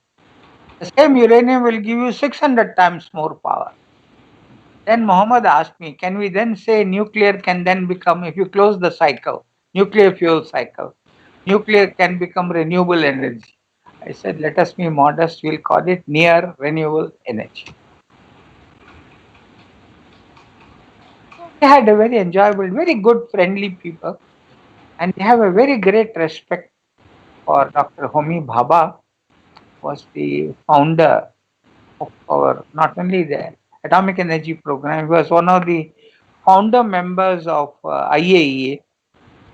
And during one of the meetings which I shared, I suggested that everybody respects Dr. Homi Bhabha. It will be nice to put a bust of Bhabha outside the Board of Governors room. Unanimous agreement. And that bust is there now, just outside the the Bodogonas room with at that time only Otto Hahn's bust was there. Otto Hahn, the discoverer of nuclear fission, which they now have been added. Great, Thank you, sir. Dr. Narendra Singh. Thank you, sir. This is a great story to hear from you. And as you have already mentioned, the India's three-stage program here, I think India's stand, and you have also mentioned the NPT issues and all. If I understand that India's stand and its no first use policy is very well accepted now by the international community, and in fact, our doctrine also itself marks it as it is. And along with this, like you mentioned in the India's three-stage program, the thorium utilization, where we are utilizing thorium and producing U-233 as the fuel, it inherently addresses the nuclear proliferation issue, if I'm correct. So you could please highlight the India's stand towards peaceful use of nuclear energy as well. So we have always been supporting this three-stage program, which is there from the time of Homi Bhabha. Of course, the third stage will come a little later, though we have designed. You must have heard from Dr. Kakotkar about the advanced heavy water reactor, which he and Dr. R.K. Sinha have brought it to is one of the advanced reactors in the world with very high inherent, if you can call that, safety or passive safety features of that. And we are fast breeder program. We have our ABTR, which has been working wonderfully for 25 years. The whole IGCAR was set up for that purpose. And of course, we had French collaboration on Rhapsody for that, but we added a power generating plant, and it is working at its full capacity, full power capacity. And the first 500 megawatt fast prototype fast breeder is on. Then of course they will look at the type of fuel, then how to multiply it.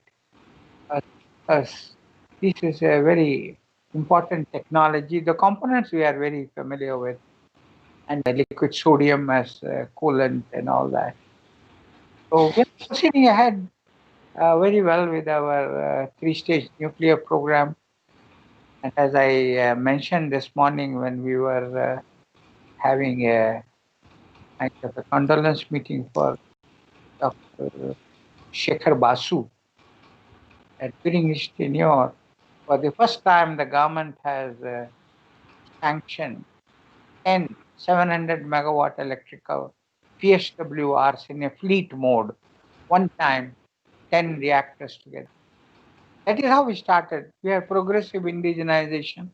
That has been our policy wherever it's available. 220 megawatt to start with Canadian collaboration. Then 540, 700, all our own.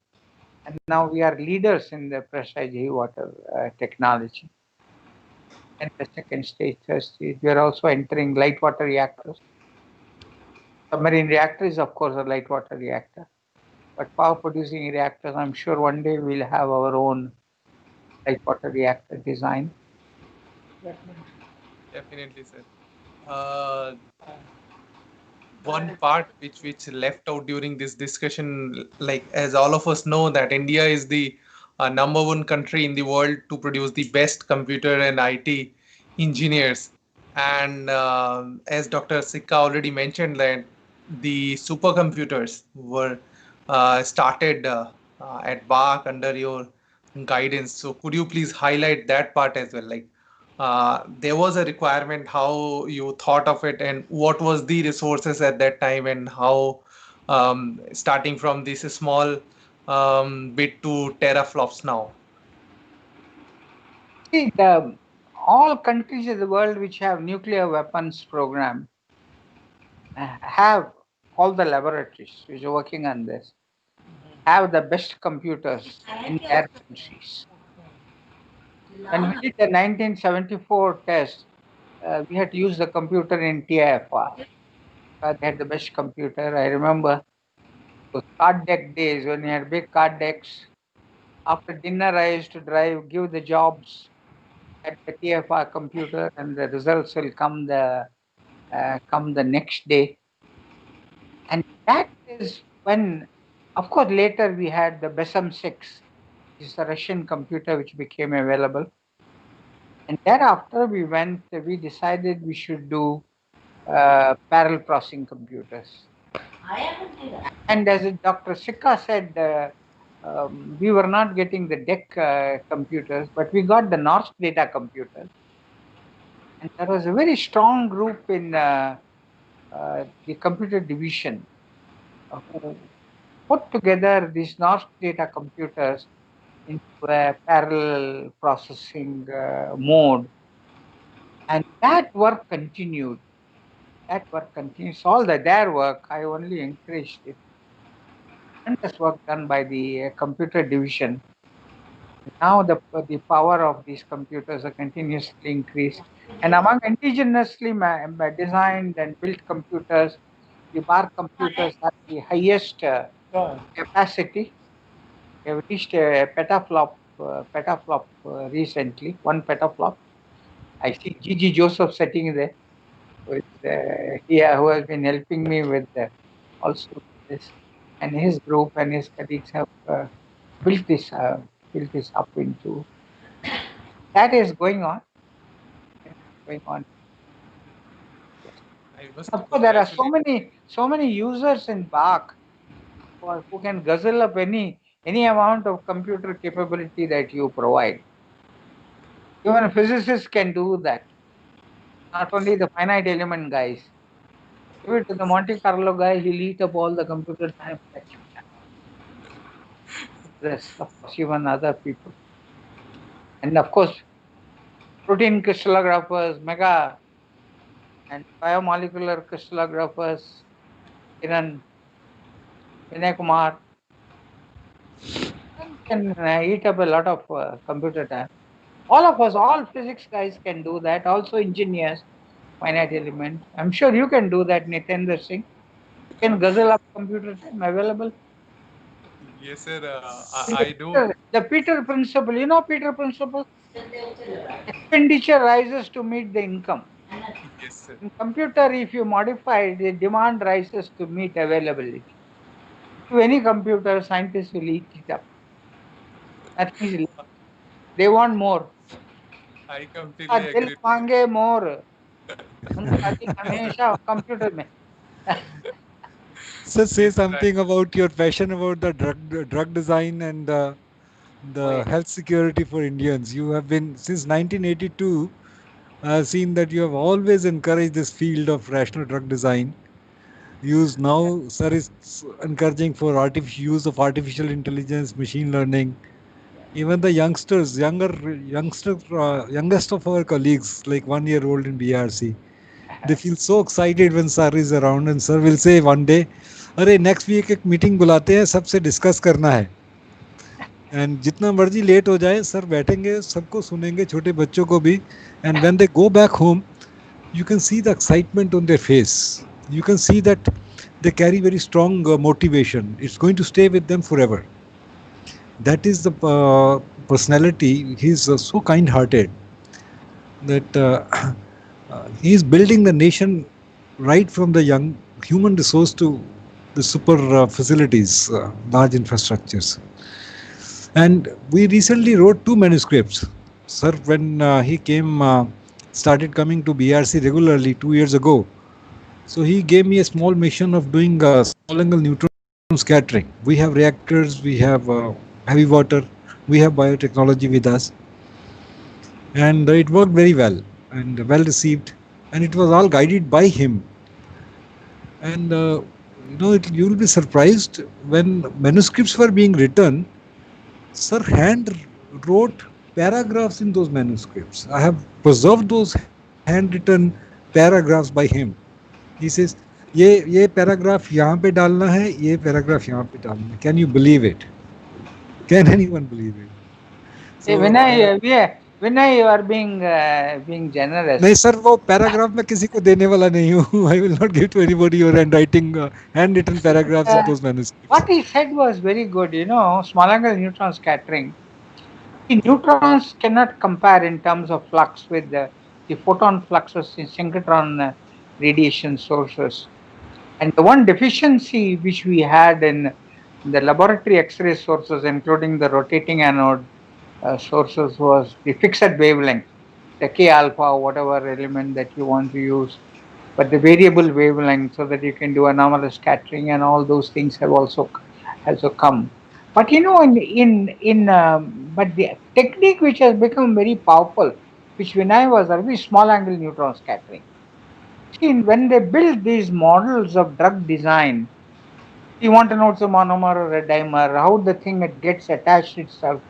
So whereas it cannot give at atomic resolution small angle neutron scattering, it tell you the shape of the molecule, and that is where recent work of Vinay, he and Aswal from the Dhruva group, they have joined together and done some very, very good work in drug design. And that is where, artificial intelligence, machine learning, big data analytics is there everywhere now. Artificial intelligence is being used. That's one of my interests. Artificial cyber security. Because I am very much interested in those areas. AI is being used in all areas from commerce to cyber security. And as you mentioned, drug design. So by looking at all the data available, can you find out druggable targets in drug design? See, he has recently initiated a small group, and I am sure that is going to grow bigger and be very productive in these areas also. And So he Gigi will come in Joseph, person. I have my colleague Mr. Gigi Joseph here from the computer, and he is also interested in now. And He will come and sit with that. He will pass on the articles, published article, literature to you, encourage you to. So he will sit in the lectures, and he will ask you one very pointed question. You have to be well informed to answer those. So it's very, very motivating.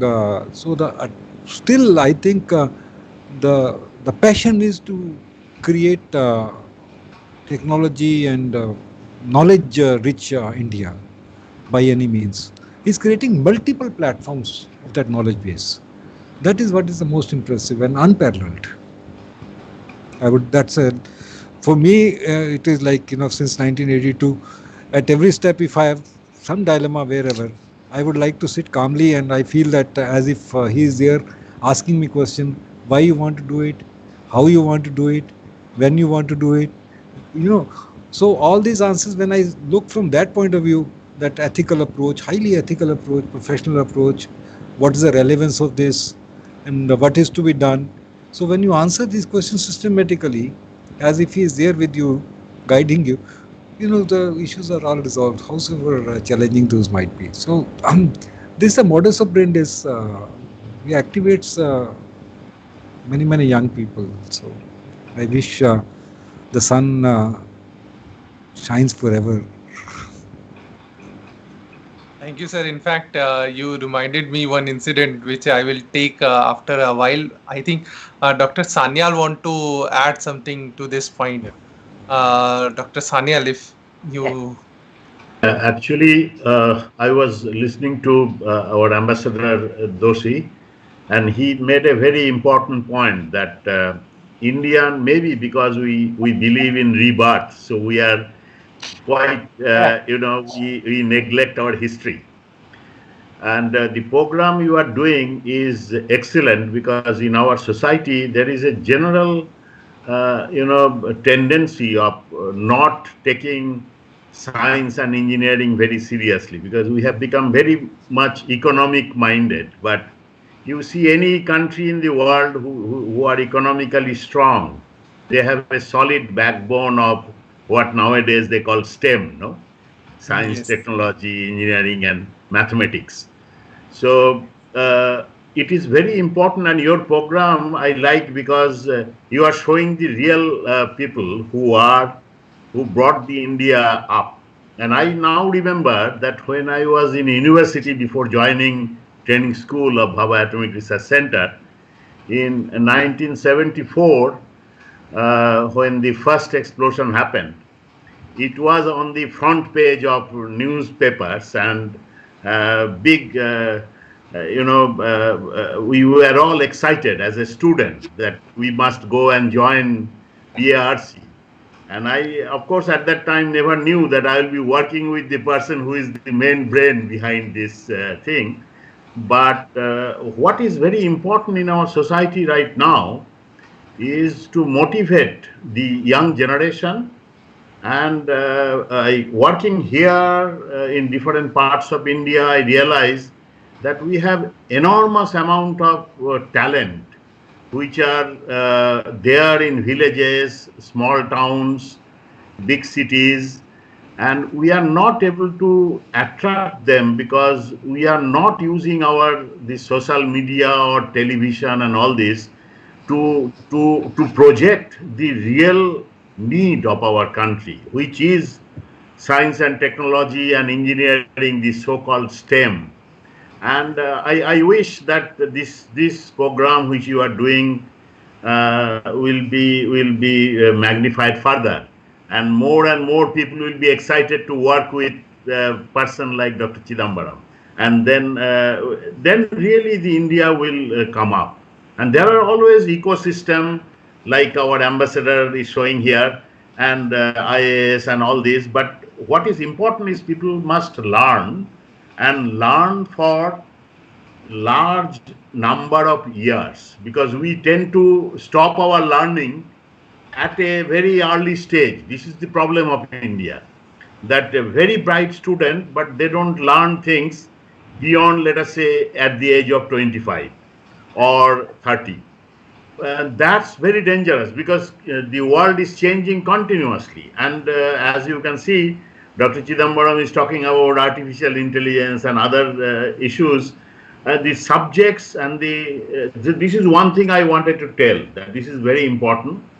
Second thing I wanted to tell is, when you do science, you never know what will be the outcome, because even if you have taken up a program of making the first nuclear explosion of a country, you also tend to develop other things like high pressure physics, quasi-crystal, protein crystallography, supercomputer. These are all comes up together, and also the three-stage atomic nuclear program.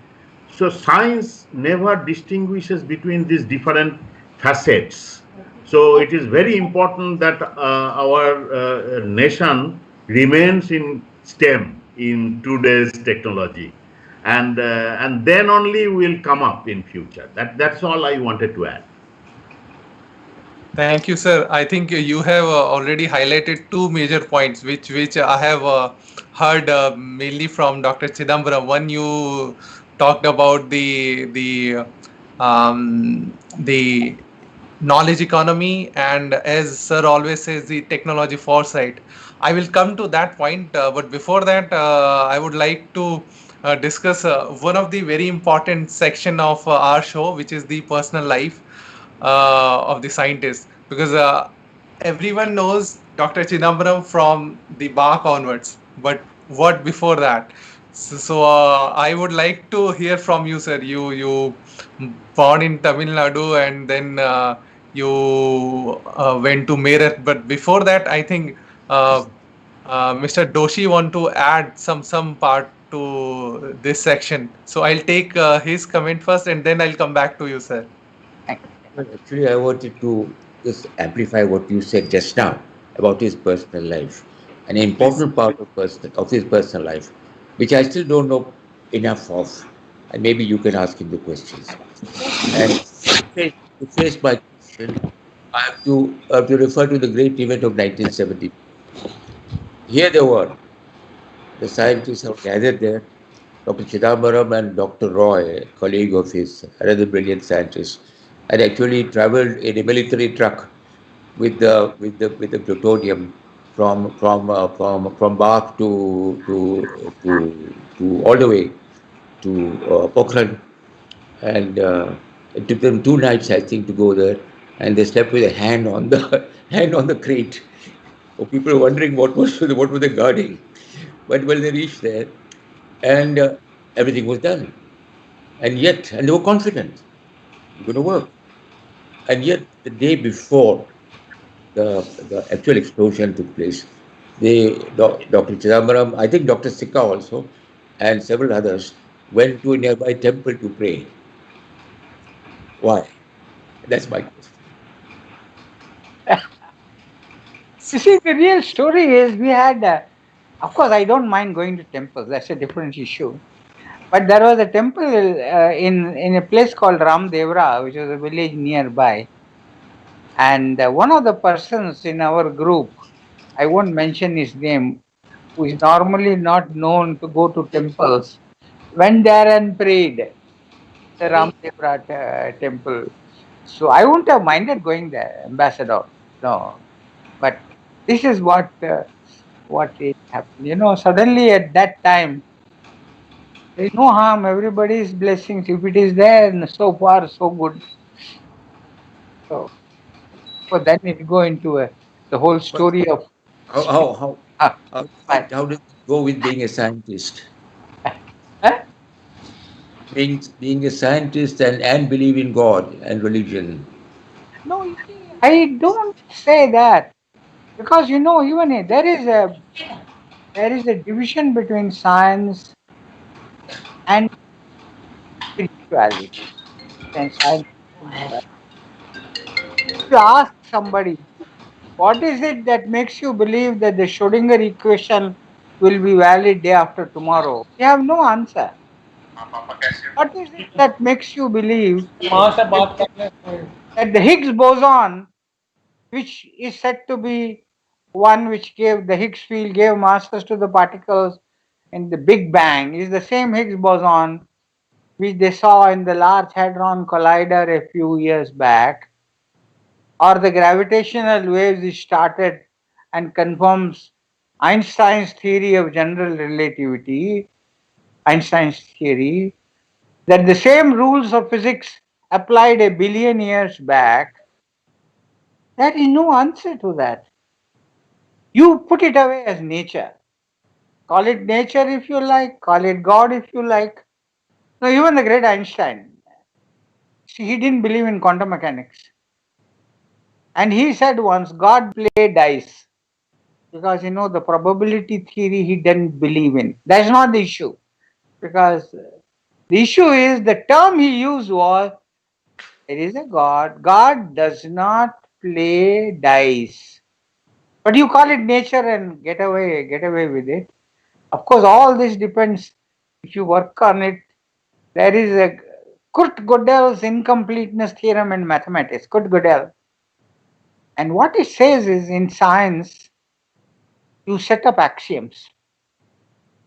All you can do is any theory, physics or whatever, any theory, all you can say is all my observations so far are not inconsistent with these axioms. And mathematically, he has shown you can never prove these axioms unless you go outside the system. And you can't go outside the system. If you think about it, Dr. Nitendra Singh, I'll stop here because I believe in Advaita Vedanta. If you want to know, I don't. That is above differentiated religions. That is the ultimate, as Swami Vivekananda has said. That is the ultimate in philosophies. Advaita. I, Adishanta. I completely agree to this point. Like this is something where we can name it as a one God or a supreme power or a nature, the way you want to define. But I completely agree with your scientific explanation to the religion and the religious belief, I would say. So coming back to my question, like you born in Tamil Nadu, then your schooling was in Meerut. So how this transition happened, and if you could highlight that part. No, my father was the controller of defense accounts in Meerut. Meerut used to be the central command, military command in those days. And so I studied in a school, Sanatan Dharam High School. Sanatan Dharam High School in Meerut, because that was a school my father and a person called Fateh Singh Phatak had started together. Nothing much of a school, just then started. Hindi was the medium of instruction, and there were excellent convent schools or missionary schools in Meerut. But my father said, if the school is good enough for others, it's good enough for my son. For up to 7th standard, I studied in this school. Later, I went to Chennai for PS High School, which is a very well-known school there. That is where we had I changed from Hindi medium to English medium. Then I was a little underaged, 1 year short. At that time, admission to intermediate, as we used to call it, needed 14 and a half years. And many people went to Bangalore to study. But here I got admission in a college called Government Arts College, which was originally Mohammedan College. It became Government Arts College later. And there, the principal admitted me but told me that you will have to stay in the first year for 2 years. You can't get promoted, but you can attend the classes. So I sat in the same class trying to explain to people why I didn't get promoted like other people. I had to explain to everybody, look, I am underage, what to do, I can't go up. And then, of course, I joined the very famous Presidency College, physics honors and all that. That is how it started. Yes, Dosi sir want to add something more to it, I think. I would request Dr. Chidambaram to mention another interesting episode of his going back to Meerut later after 98. That is it. You see what happened? And I was driving to Roorkee and it went through, we passed through Meerut by car. So I said, यहाँ तक आ गए, जाके देखते हैं क्या होता है, अपने पुराने स्कूल को जाके देखते हैं. I went to this school, Sanatan Dharam High School. It was okay. But Sanatan Junior College was doing very well. Sanatan Dharam High School. Watchman was there. It happened to be a Sunday. Watchman was there. तो मैंने कहा हम भी यहाँ पे छात्र थे और उस वक्त फतेह सिंह पाठक जी इधर के प्रिंसिपल, यहाँ के हेडमास्टर थे. एंड ही सेड वो उस घर में रहते हैं. ये रहते हैं, so he must be 90 plus. So as a proper chhatra, went and bought fruit, sweets, and then went to his house. And so Swami came and opened the gate, Fateh Singh Patak ji, and took me. And I told him, हम भी आपके school के छात्र थे बहुत सालों पहले. उन्हें कहा और देन एंड आजकल मुंबई में रहते हैं. उन्हें कहा एंड देन ही सेड, हमारे एक छात्र मुंबई में रहते हैं, उनका नाम है चिदम्बरम. मैंने कहा मैं वही हूँ. Such a friend of my father, and that he had been tracking my career. So then we had a very good time. Because I think that's the incident you were referring to, Ambassador. Right? Yes? Yes, You are referring to that. I told him the story once. He remembers that. Dr. Sikka here also want to add something in this part, I think. We used to count in one, एक दो तीन, वो तीन चार, वो not jal jam, that the one incident. And then he is a very proficient speaker in Hindi. He can speak extempore and address any audience on any subject in Hindi.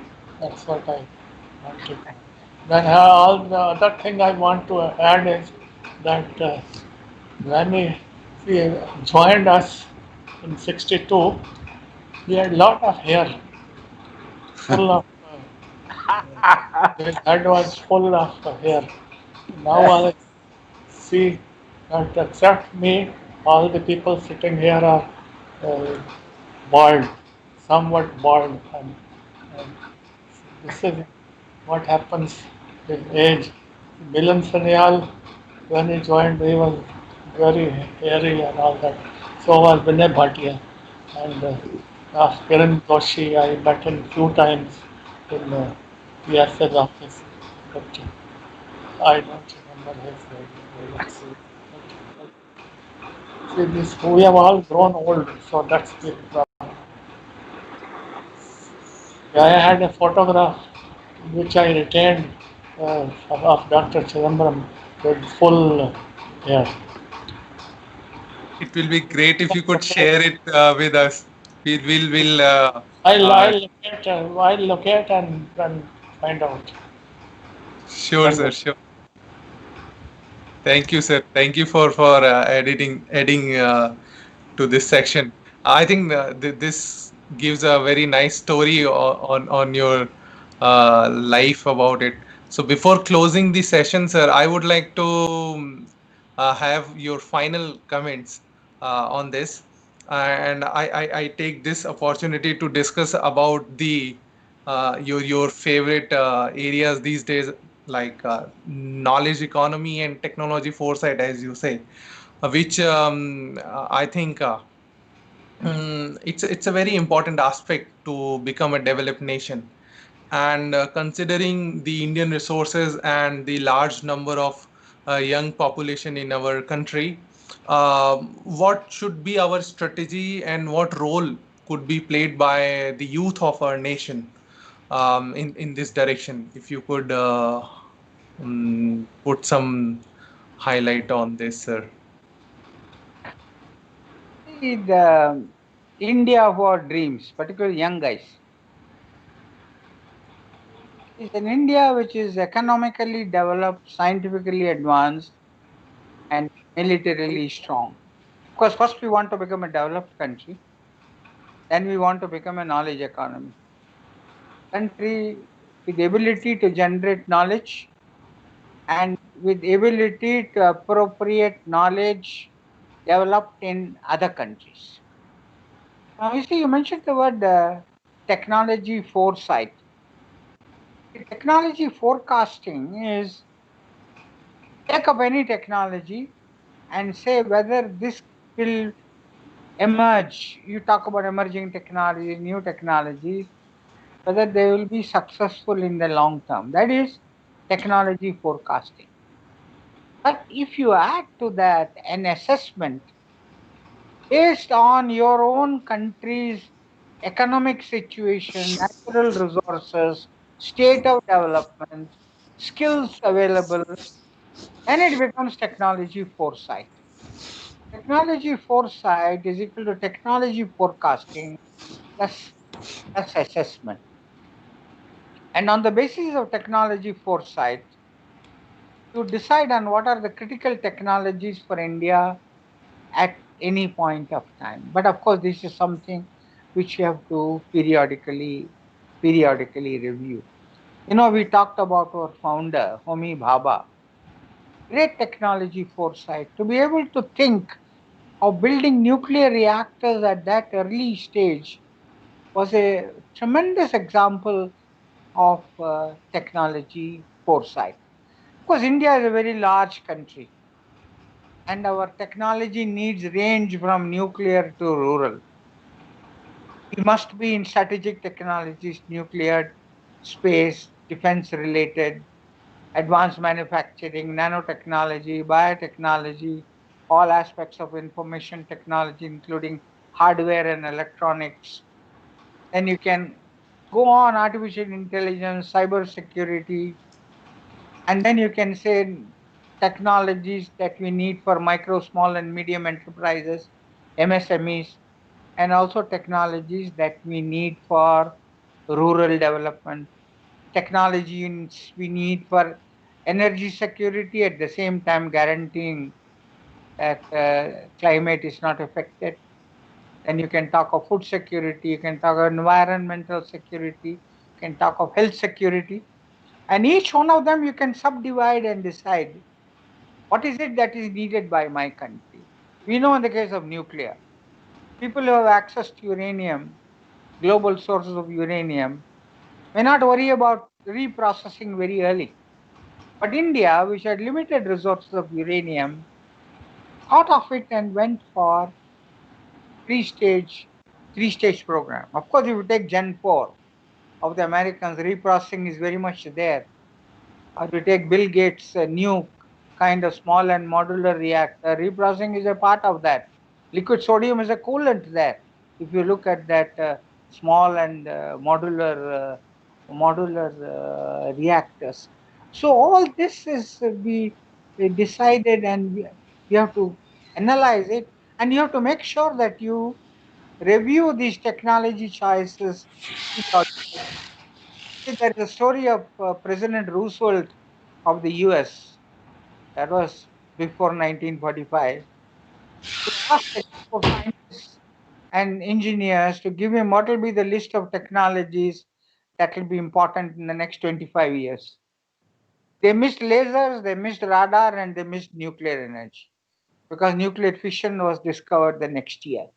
That is why when you look for critical technologies for any country using technology foresight analysis, this requires frequent review or even interrupted review depending on any new great scientific development that has taken place. India, of course, sometimes takes up technology, slowly existing technologies, introduction of technologies, and then mobile is a good example.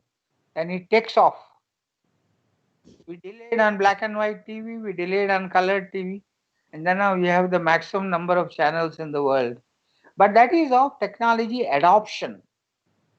Technology foresight is slightly different. Of course, you can always also include technologies which are already available outside, but not yet introduced into the country. And that is why rural, you mentioned rural also earlier on. That's why one as PSA we started the Rural Technology Action Group. See, what happens is when people like us who live in Bombay or Delhi or urban areas have no understanding of grassroots requirements. So under ROOTAG, we work with voluntary organizations led by scientists who have organization a good scientific content. They tell us ROOTAG is a demand-driven innovation strategy. They tell us what is the demand and us find out which is the lab which is best suited to provide the technology. And India is so diverse that innovation of one area doesn't work for another area. So we should have technology transfer. You should also have what I call concept transfer followed by innovation. You make a smokeless chula for Tamilians, Uttarakhandis will not use it, but the concept of smokeless is the same. You can use the local guys, there are enough innovators around, find out what the type of cooking that they do using local raw materials, local needs. So this is technology transfer works like Nisarguna of barc for solid state waste management, which are ROOTAG we have introduced in Tripura also, many places. But in other places, what you may need is concept transfer followed by re-innovation using local needs, local raw materials, and local skills. I'm through. Inder Singh, I'm finished. Thank you, sir. Thank you so much for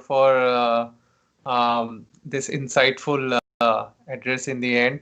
And as you have already mentioned a couple of times about the vision of Dr. Homi Bhabha, and I would like to add one part to it. When I was there at IG Car and in the library, I found some letters written by Dr. Homi Bhabha to then Prime Minister Pandit Jawaharlal Nehru, and he used to refer him as Bhai, uh, as a regard. So in those letters, he mentioned at that time that while he wanted to set up the first reactor in India, so he contacted his guide in UK that if he could help him to work it out, and then he was requesting Pandit Nehru to figure out how you could how we could do it in legal terms and this sort of thing.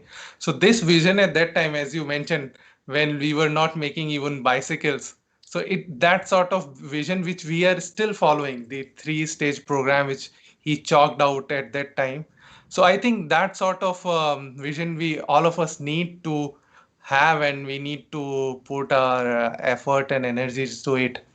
And I feel like the people like you and the whole panel sitting in front of me, you have already done a tremendous job.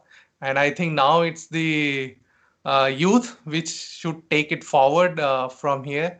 And with this remark, I would like to conclude. Thank you so much to all the panelists here.